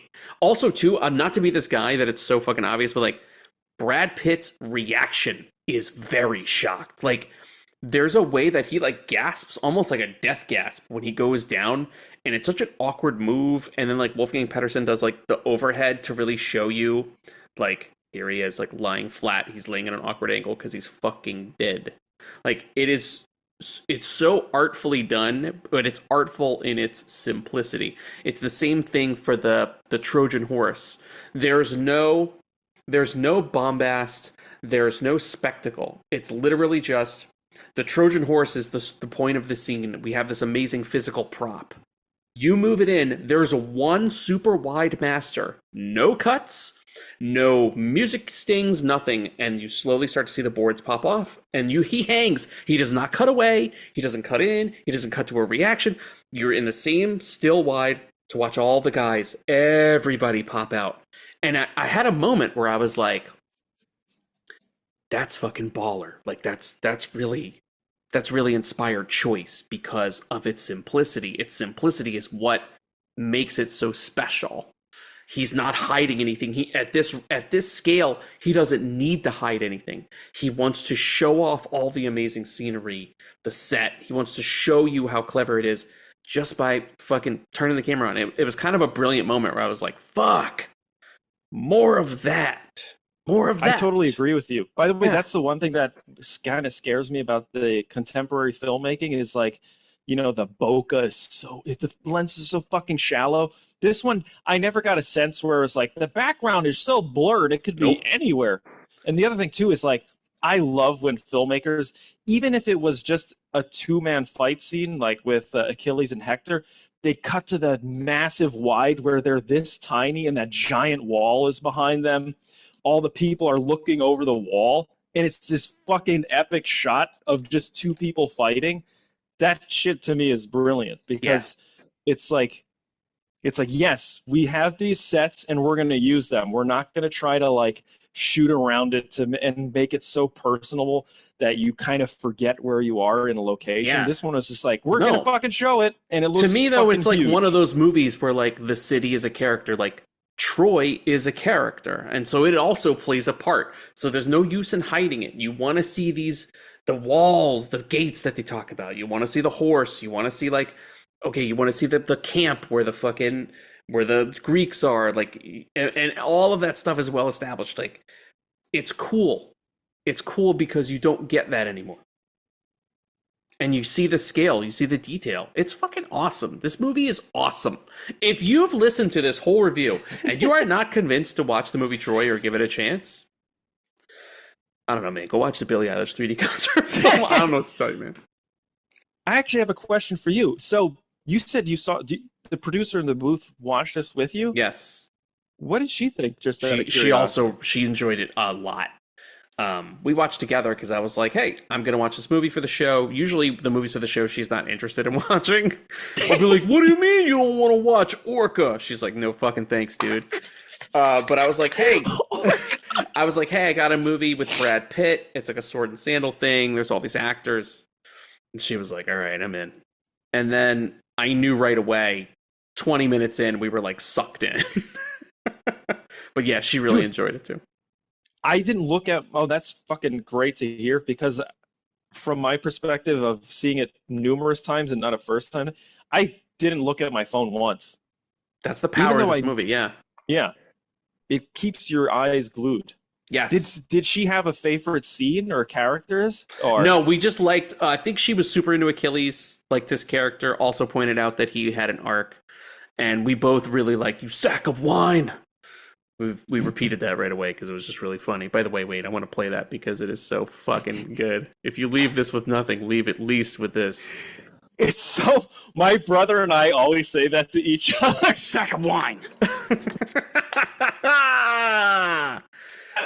But don't sleep on, I'll smile over your corpse. That's a hardcore line right there. Hardcore. Dude, that to me is right up there with Agent Smith when he's like, I'm going to enjoy watching you die, Mr. Anderson. Dude, there's something about there's like fucking foreshadowing. Great. I love that shit. So good. I loved it. I really now am amped to see the director's cut. Wait, I want to see the difference. I'm going to do something super nerdy now, and I'm going to Google. Please do. Let's Google curious. Troy theatrical cut versus director's cut. And let's see what the difference is. Oh, your cut was 30 minutes longer. Theatrical cut is 163 minutes. That's what I watched. And this is just according to Google Gemini, so don't take this with a grain of salt. The AI, every fucking search engine is AI now, people, all right? This is what it says. Theatrical cut, 163 minutes. Tighter pacing, more streamlined narrative. The score features the iconic orchestral score by James Horner and slightly fewer graphic shots of blood.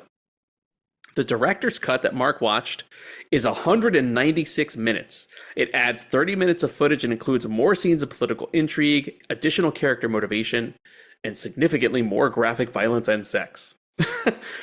Score. Widely criticized for altering the film's soundtrack, the director's cut replaces the original score in several key scenes with music from other films. But I will tell you, in the theatrical cut, I definitely heard the sting for Planet of the Apes. The tone of this one is overall, the director's cut is darker, more hard-edged, and more complex. So there you go. And I'm guessing that the other big difference is you did not have Josh Groban, and we did. Yeah, we had Josh Groban. I think that pulls you out. I didn't mind, especially after Robin Hood, Prince of Thieves ending with Bryan Adams. I was kind of like, hey! It was in an endearing way. I was like, oh, okay, I get this. I like that. From a nostalgia perspective, yes, I can see that. I approached cool. from nostalgia. But I'll tell you one thing, by the way. You know how we talked about pacing?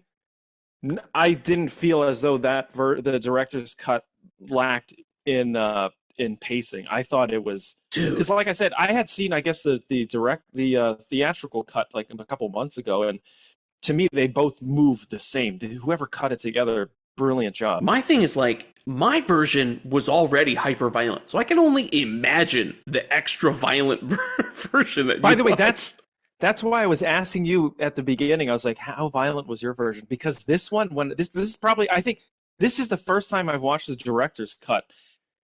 It is, just from my own memory, which is terrible, this one is way more violent. There's more, those battle sequences there. And by the way, this is not CG blood. This is like... Yeah, these are real blood packs. Physical effect blood. So it looks...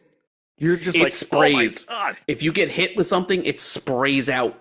That's what I'm saying. They hit all the squibs and the blood packs underneath the armor, because these guys are getting hit with these mallets and swords and shit, and the blood's just going in fucking three directions. Ka-cha! Ka-cha! Oh, when Achilles' cousin dies, I don't remember the difference now, but when they show that throat slit, that was pretty massive. And that poor kid was choking on his blood. He's like, dude, in the director's cut, I don't know if it's the same, but you see the layers of skin and you see bubbles coming out of the neck. Jesus. It's pretty graphic. Oh man, I'm telling you, if that new 4K has the director's cut, well, let's see. We're talking about it. Let's see what it's got. Let's see what it's got. Here, hold on. Arrow, video, Troy. Show me Arrow Video Troy.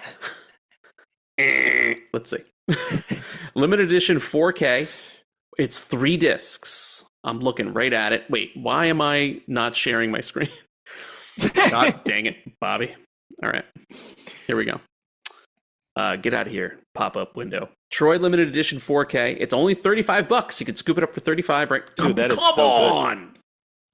I'm so sick of pop-ups. I am so sick of everything being a pop-up, bro.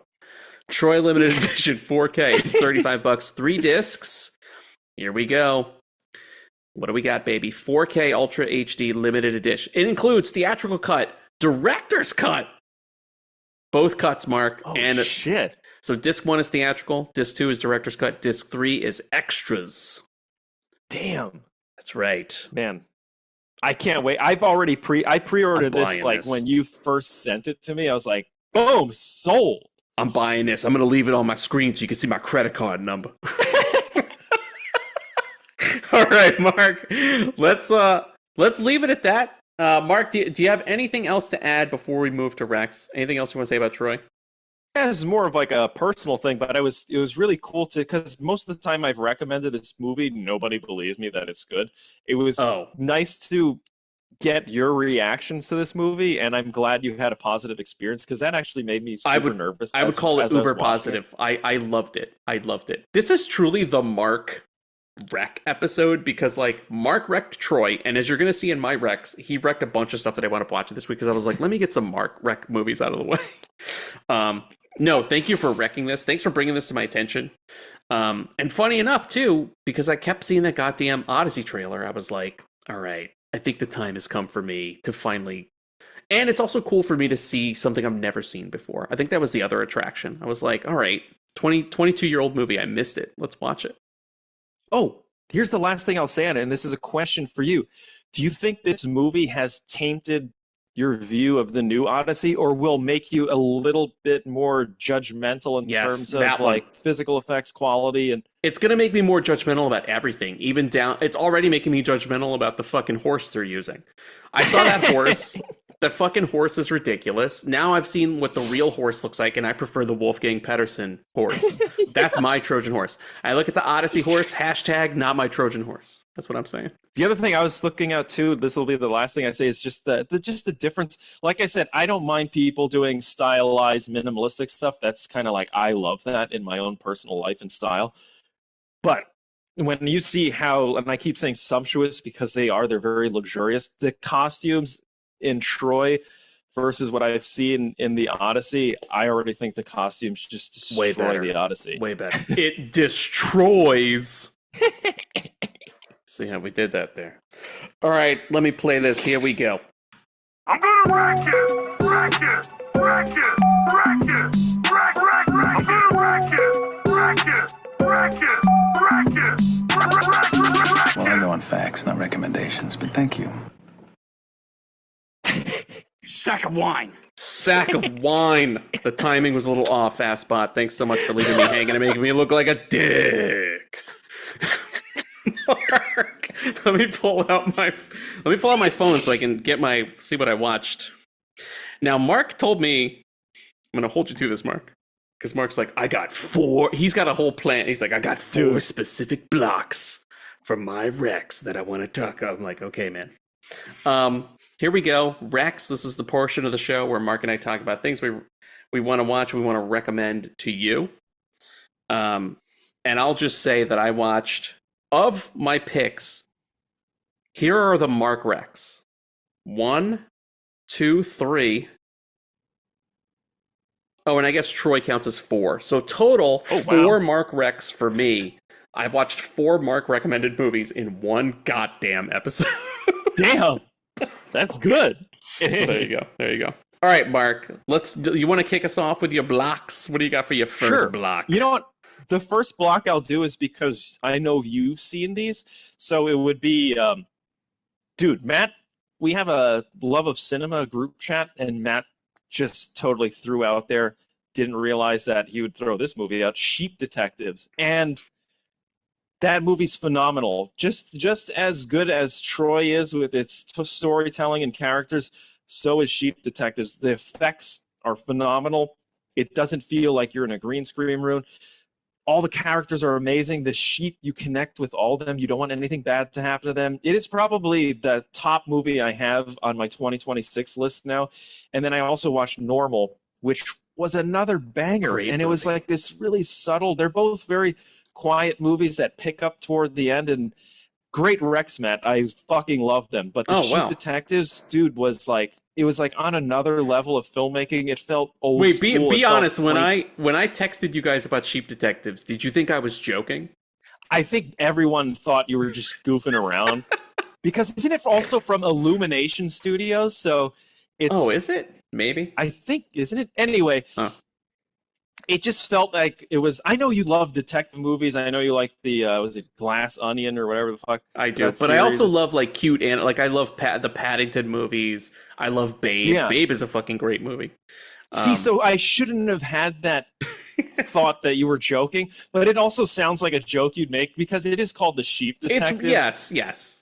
And I was fully victim to that too. And I'm just going to pile on to Mark's rec here.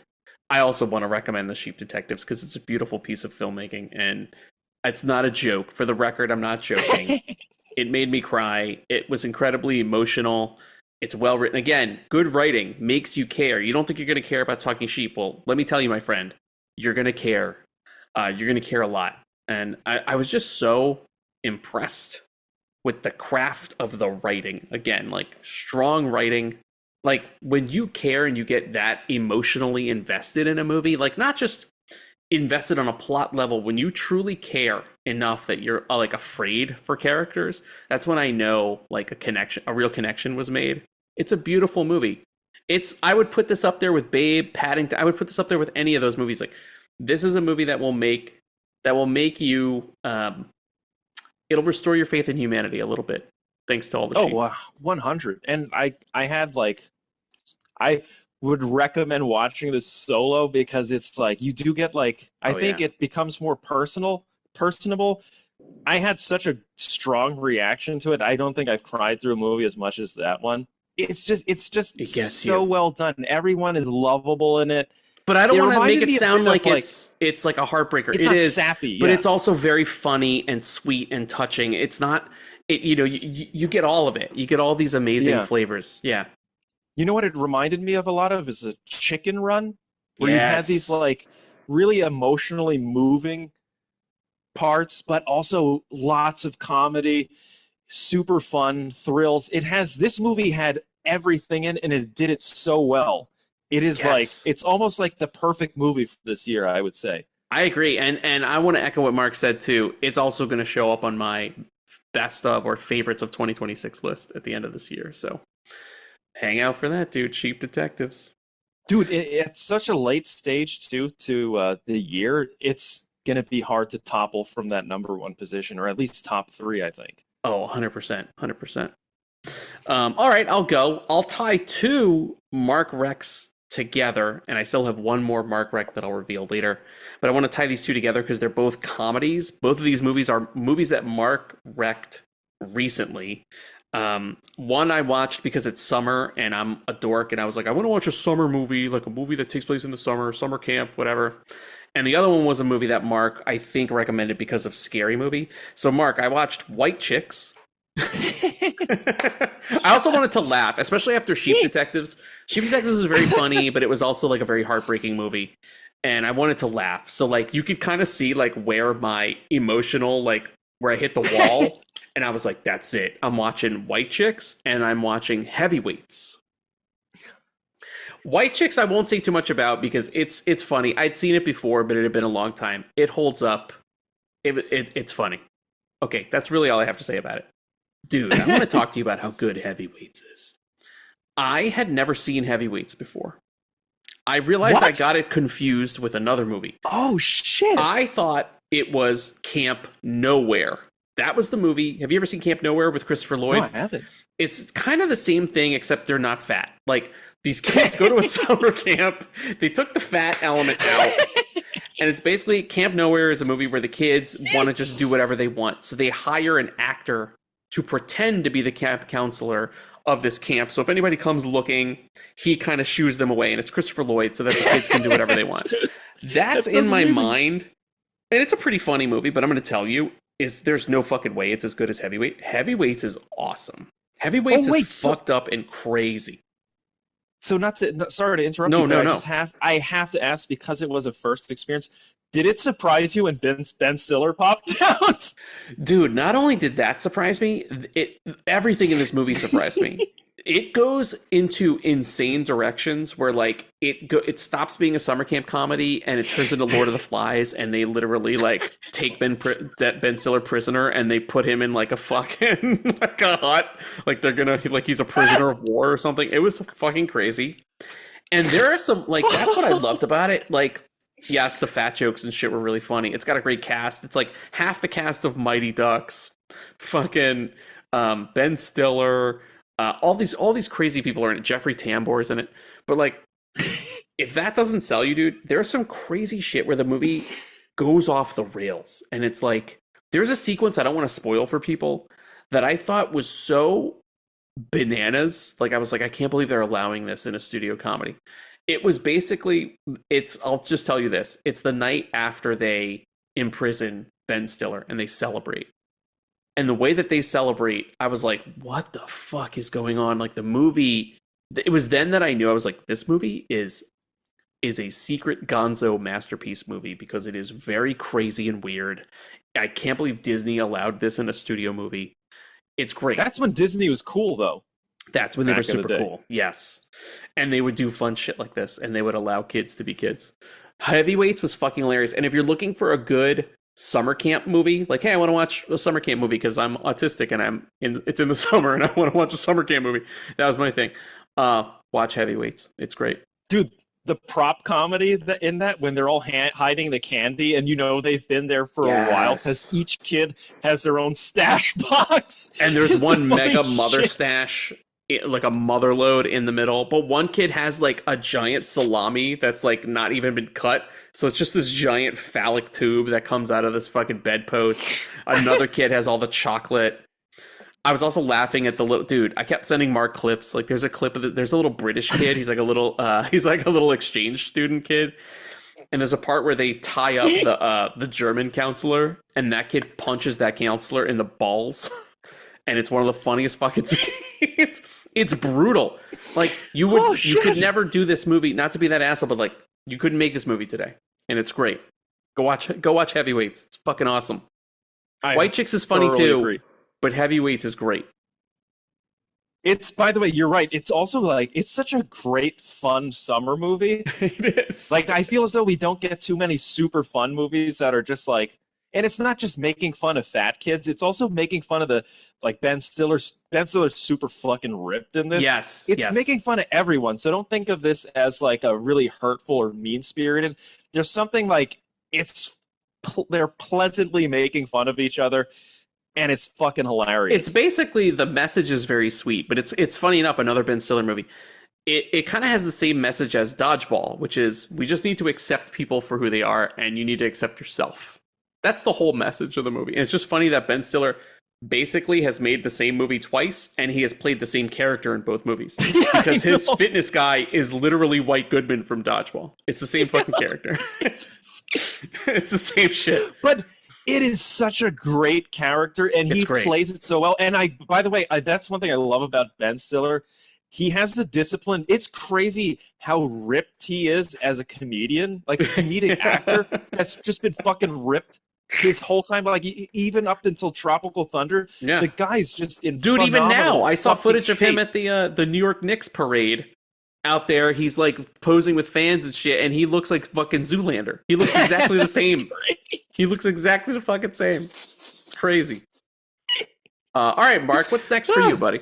Okay, so I'm gonna do I had a similar thing happen to me for The Sheep Detectives, because it was a very moving film, and I had all these emotions welling up as I watched it. I went on a fucking comedy tear, and it's similar to you. So I watched Big Stan, which is also in that league of heavyweights.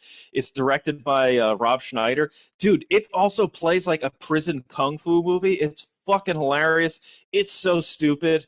It's fantastic. And then I watched Let's Be Cops, which was like... Oh, Let's Be Cops is great. Dude, it's one of those funny movies that's slightly disturbing, because this guy is actually becoming like a corrupt cop as the movie goes on. And he's taking it so seriously that you laugh, but at the same time you're like, this dude is fucking absolutely crazy. And then the last thing I watched, because my house is always breaking, is I watched The Money Trap. And if you're talking about, how Heavyweights has that like comedic prop value. Oh, you're talking about The Money Pit. The Money Pit. I'm sorry, Money Pit. Yes. Dude, that movie is incredibly well done. The sight gags are phenomenal. Tom Hanks is awesome. The whole cast is great. It makes you think that everything wrong is actually happening. It's as far as a set movie is concerned, it is, and it does feel like a money pit when you see what these people go through. It's a another heartfelt, really well done comedy, and so I watched all three of those back to back. I also love, and we've talked about this when we did our Burbs episode. I love 80s Tom Hanks. 80s smart ass Tom Hanks is, I will take him any day of the week over Oscar Tom Hanks, over Family Man Tom Hanks. Give me asshole 80s Tom Hanks all day, all night. He's fucking great. He's hilarious. Oh, he plays it so well too. He does. And he's not really trying to be like introspective. It's just like, here's this like turd of a character, but he's like a lovable piece of shit. Mark, which he plays so well. Did you commiserate and feel like, were you relating to their troubles as a homeowner? Were you like, God damn it? Dude, when the set pieces are insane. When their staircase just crumbles from under them as they're trying to repair it, that's what it is like owning a home. It's like, you fix one thing, but as you're fixing it, you break 10 other things. That's the shit that fucking happens. And the way they do it in such an over-the-top way was perfect. Yeah, that is a good movie. Good call. Money Pit. All right, I'll get my other Mark rec out of there. So Mark also wrecked this pretty recently. Mark, I watched How to Make a Killing with Glenn Powell. This was a movie you recommended, I want to say a couple episodes ago. Yeah. And it stuck in my head because I was like, when I was moving, dude, and I was dying on the plane and trying not to shit my pants on the plane. I was watching silently someone else watching this movie, like on their in-flight monitor, on their seat back monitor. And I was like, I remembered being like, oh yeah, I remember this movie. And then Mark recommended it, like maybe our first episode back. You were talking about How to Make a Killing. I think so, yeah. And I was like, I'm gonna watch this. So again, basically my wife likes handsome men in movies. I was like, do you want to watch a Glenn Powell movie? And she's like, he's like the handsomest of handsome men too. Yeah. So we watched How to Make a Killing, and I really enjoyed it. It's a very twisty movie, obviously, but it surprised me because it's doing a lot of different things where it's a caper movie, it's a killer movie, but it's also kind of funny, but then it's also kind of tragic. I was kind of impressed. It reminded me a lot of like movies that I used to watch when I was a kid on HBO that kind of had like many different tones, and they were doing many different things. You know, movies like Stand and Deliver or Lean on Me. Like there's La Bamba. There are funny moments, there are sad moments, but like they never feel like you never get tonal whiplash. They all just all kind of work. This is how this works in How to Make a Killing. Glenn Powell's great. There were some things I did think there was like way too much voiceover. I was like, there's so much exposition in voice, and because he's got to like break down each person in the family tree and everything, and he's got to tell you about the bomb. But once you get past that shit and you start to see him, it's fun watching him bump off each of the family members because he's really good at it. Also, I will say that Margaret Qualley is terrifying. She's like a great femme fatale. And one thing I didn't point this out, but the producer in the booth, every time there's a shot where Margaret Qualley has her feet on Glenn Powell's desk. I did not say this. The producer in the booth said this. She said that Margaret Qualley has giant WNBA feet, and I can't not see it now. Her feet are enormous. I've tried not seeing the enormous feet. Producer in the booth is echoing from the kitchen right now. Her feet are fucking huge, and I tried not to see it, and you were right. She's really tall, but that's still no excuse. She has gigantic clown feet, WNBA feet. I like that it wasn't clown feet though. WNBA feet is far superior insult. Holy shit! I love that. There you go. How to Make a Killing. So those were all and plus Troy. So you got a quadruple Mark rec from me this week. So Mark, thank you for recommending all of these movies. You basically filled out my last. Without July 4th, which you'll see the rest of my recs, you basically filled out like 7 days of movie watching for me. Oh, shit. Damn. So thank you. Oh, you're very welcome. Well, I hope you check some of those other ones like The Professionals, which you can find on Temu. Brought to you by Temu. Mark, what do you got next on the recs? All right, so I've been going through I did my John Badham Fest. Now yes. I've just suddenly gotten into Walter Hill. So here's a list of Walter Hill movies I've recommended to Matt as I've watched them. The first one is The Driver, which, dude, Nicholas Winding Refn just totally ripped. There's so many scenes of what's his name? Something Ryan. He's Ryan O'Neal. Ryan O'Neal driving around. No score. It's fucking awesome. He's hiding in alleyways. The cops, he's just sitting there with these two criminals. Same fucking thing. Awesome car chase sequences. And the best thing about it is Walter Hill is really good at knowing when to use music and just not having... the one thing I've noticed about all these Walter Hill movies, there'll be action sequences with no music, and it just makes it much more like... It feels like the violence, the gunfights, you're more into it because it's not trying to like make it over the top. You're just in the shit with these characters, and it's loud.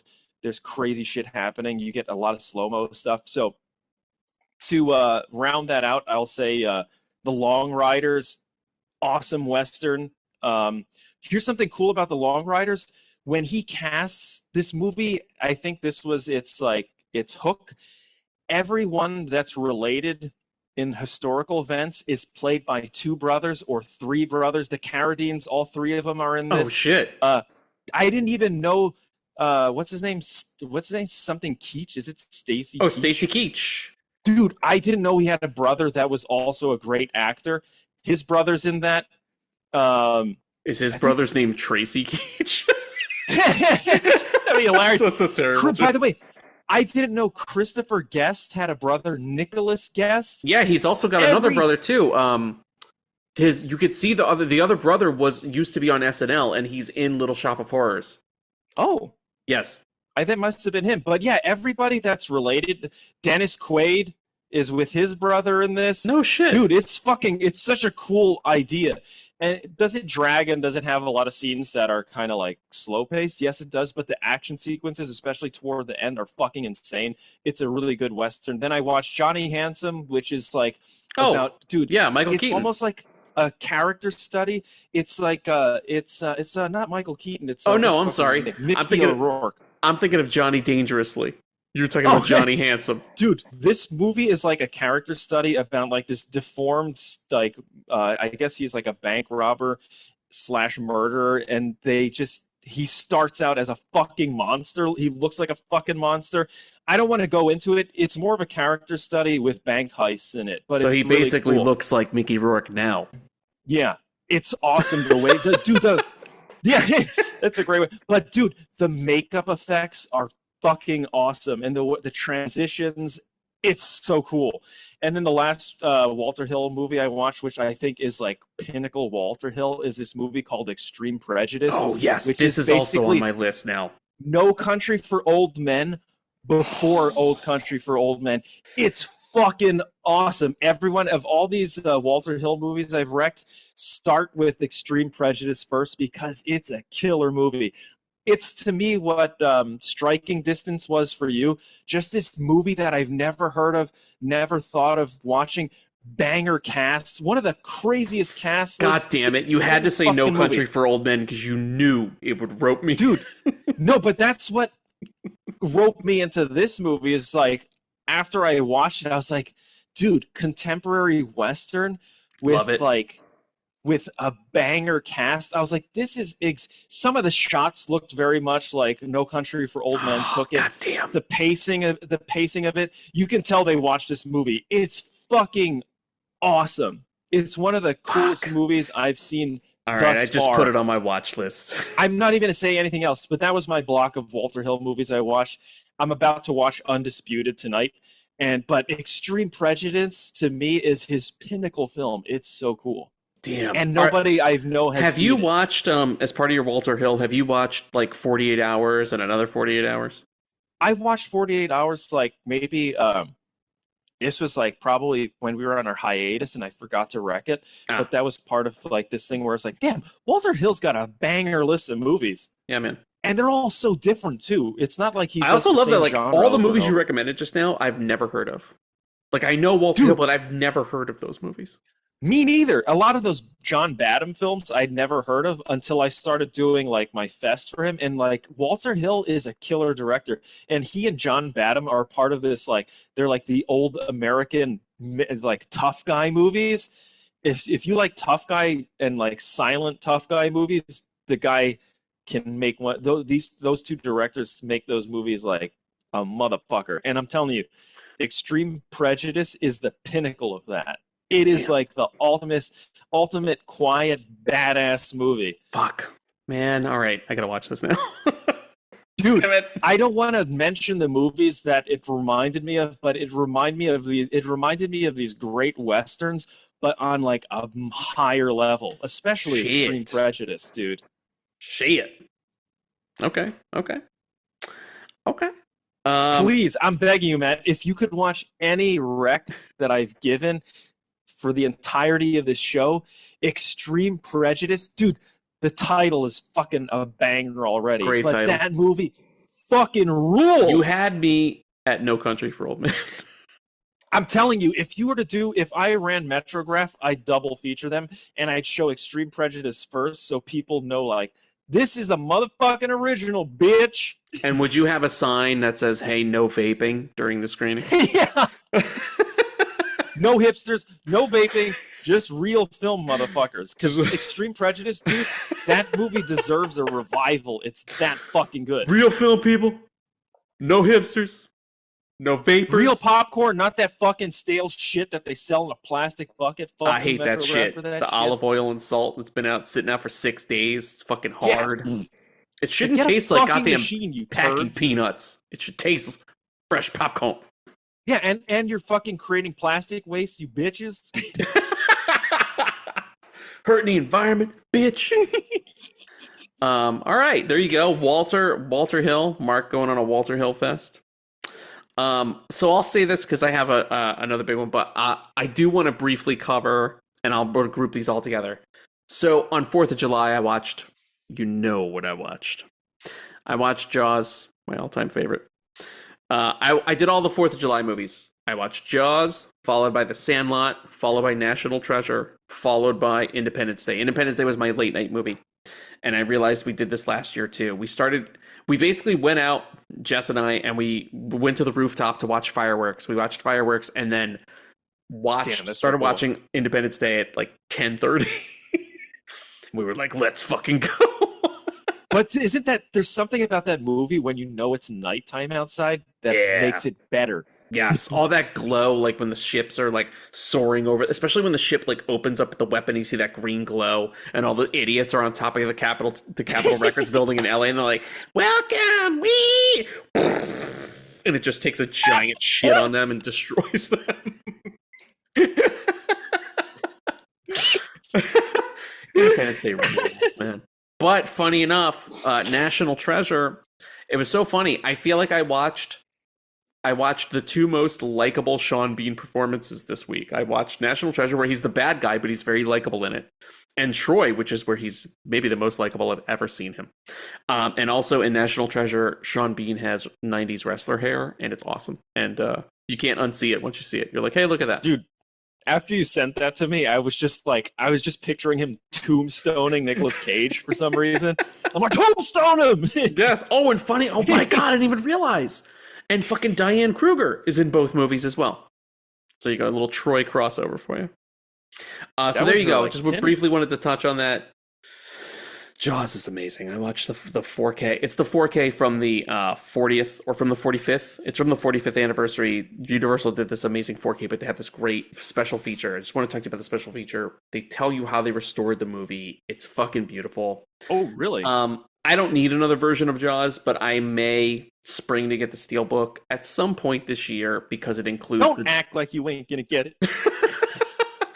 Well, we gotta see if Temu has it, man. It has Jaws at 50, the definitive story, which is a fantastic documentary, and my buddy's book is featured in the movie. It's one of the Jaws books, so oh shit, you might want to pick that up. And next time I see him, I'll be like, sign this shit, sign. Dude, that is cool. All right, Mark, what else you got? All right, I'm going to do a block of horror, and then I'm kind of going to bounce off of your Jaws rec. I was like, damn, there's like a ton of good shark movies that, we didn't feature on our Shark Month. But, dude, I watched Dangerous Animals. What the fucking awesome movie. So that was great. I watched Deep Water, which is the new movie with Aaron Eckhart. It's a bit over. I'll be honest, it's a bit, they should have went more fun.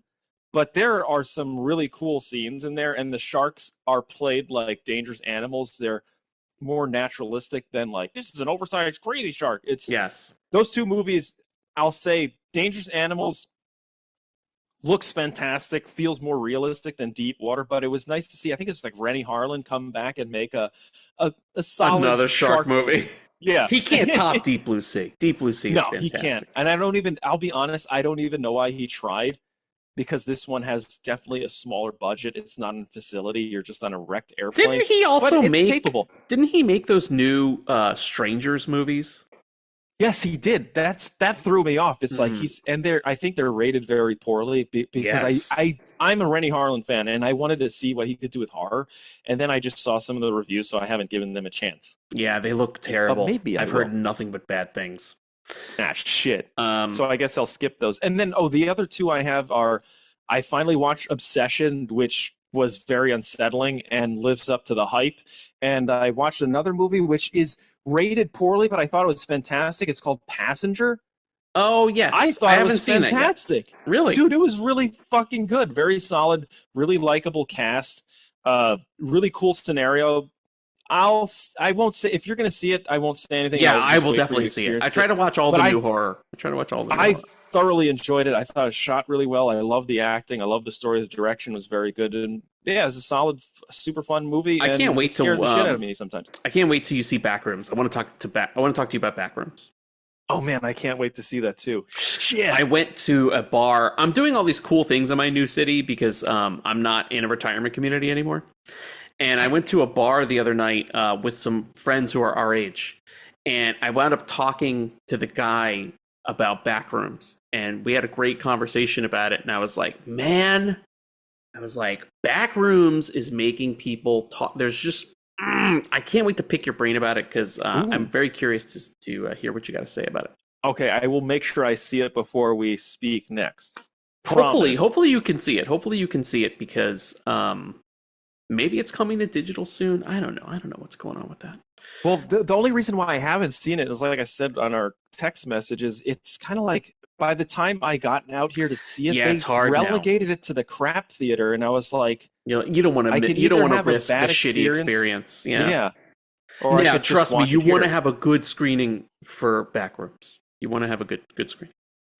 I'll close out with horror as well. I mentioned this briefly. I may be off air, but Hellraiser, The House, is coming to HHN 35, and we've been told it's going to be the first 3 movies that are going to be featured in the house. And as I do, I like to do my HHN homework. So I started a rewatch. I'm going to rewatch the first 3 movies. I've actually only seen the first 2 Hellraiser movies. I've never seen 3. So 3 will be a first time watch for me, but I rewatched part 1. Great fucking movie. Great movie. Also a lot weirder than I remember. I miss Clive Barker, the director. Clive Barker's a great director, man. And he's got such a very signature style, the pace of his movies, the shot choices, the way that like something as simple as a character walking across screen, like I can tell Clive Barker shot it. There's something very dreamlike about it. So does it also have a kind of European feel to it? Yes, dude. It even like it's clearly the first Hellraiser is clearly supposed to take place in America, but it's definitely shot in Europe and feels like it's in Europe. And I was like, that train system is definitely like the tube or the metro or something.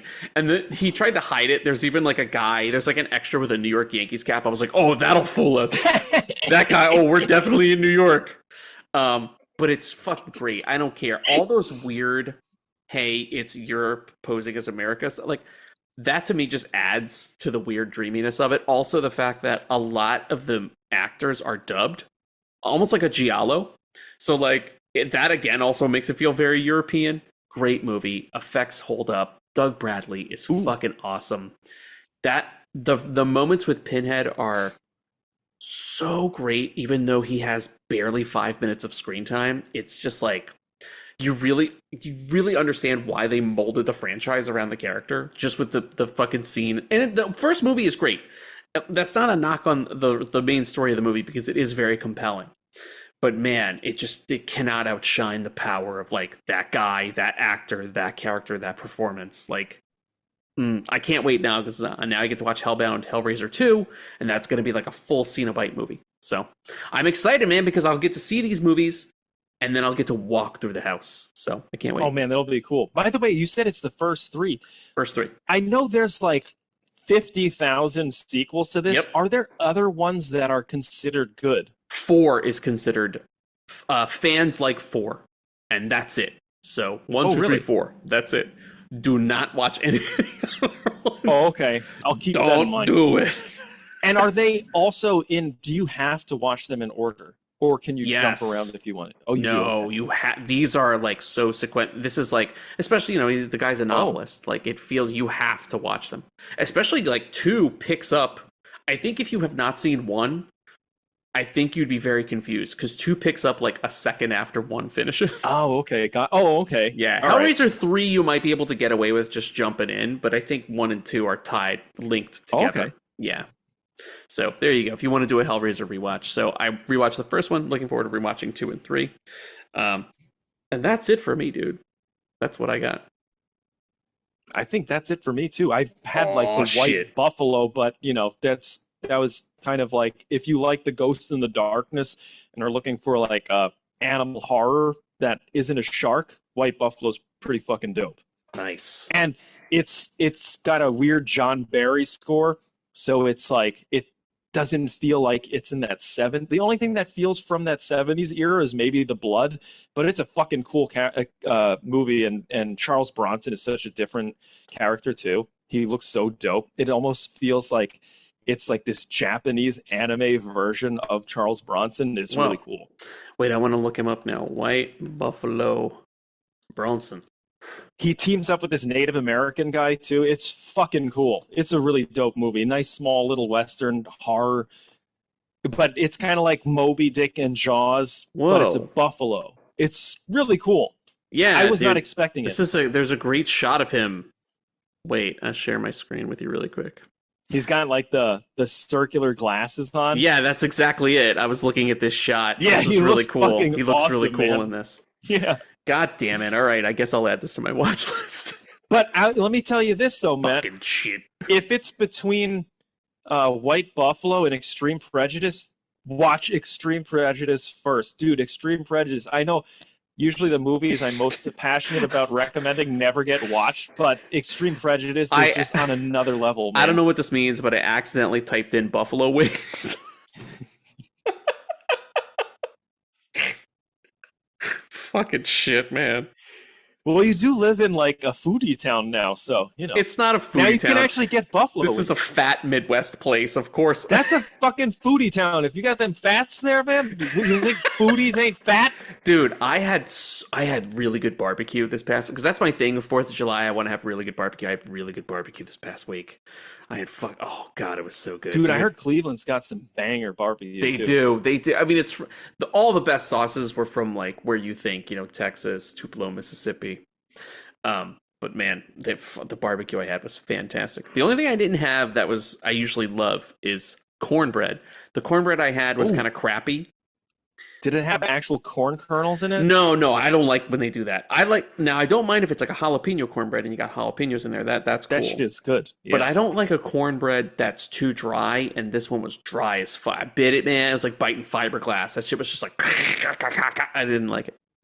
Some people are like, oh, it's got to be dry so it can soak up the sauce. I'm like, motherfucker, No. the fucking moist cornbread also soaks up the sauce, bitch. Not only that, but it glides through the sauce like a little bobsled. So you don't need dry. There's never a situation that calls for dry cornbread ever. Yeah, fuck that shit. Fuck that shit. Stale Pabst ass Blue garbage. Ribbon. By the way, there's so much food for you to eat out there now that you're gonna Oh, have I to know. shoot in widescreen. Yo, it's better than CinemaScope. Presented at 70 millimeter. Dude, I've been trying. Anamorphic. So this is I have my Apple Watch, and I was seeing that I was like, because I'm in a much more walkable city now, and I'm walking everywhere, dude. And I was seeing that like my rings, like my steps and my fucking exercise time and whatever, it was doubled than what it normally is. And it's been like this for weeks, but I'm like, why aren't I losing any weight? And I was like, oh, right, because I'm eating worse. Now you're gonna get a double bypass. It's because I've been eating fistfuls of barbecue. Anyway. Man, if I was walking distance to like barbecue, I would am. Be a big That's fat the shitty bastard. part. That barbecue restaurant is a short 8-minute walk away.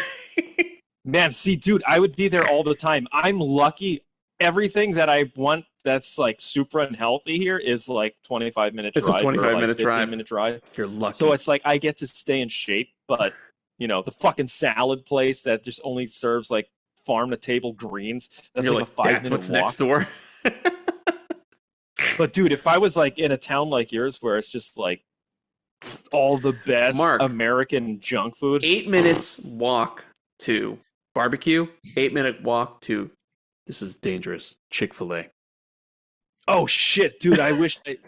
Oh, something did happen. They're building an In-N-Out in Palm Springs. Are you kidding? Hopefully, Really? If there's approvals, go Lucky through, yeah. bastard. I miss. Oh, okay. In-N-Out. Here's a question for you though: Is there a walking distance donut shop? No, thank God. I would be fucked. No. That's still a drive. Thank God. I would be done, dude.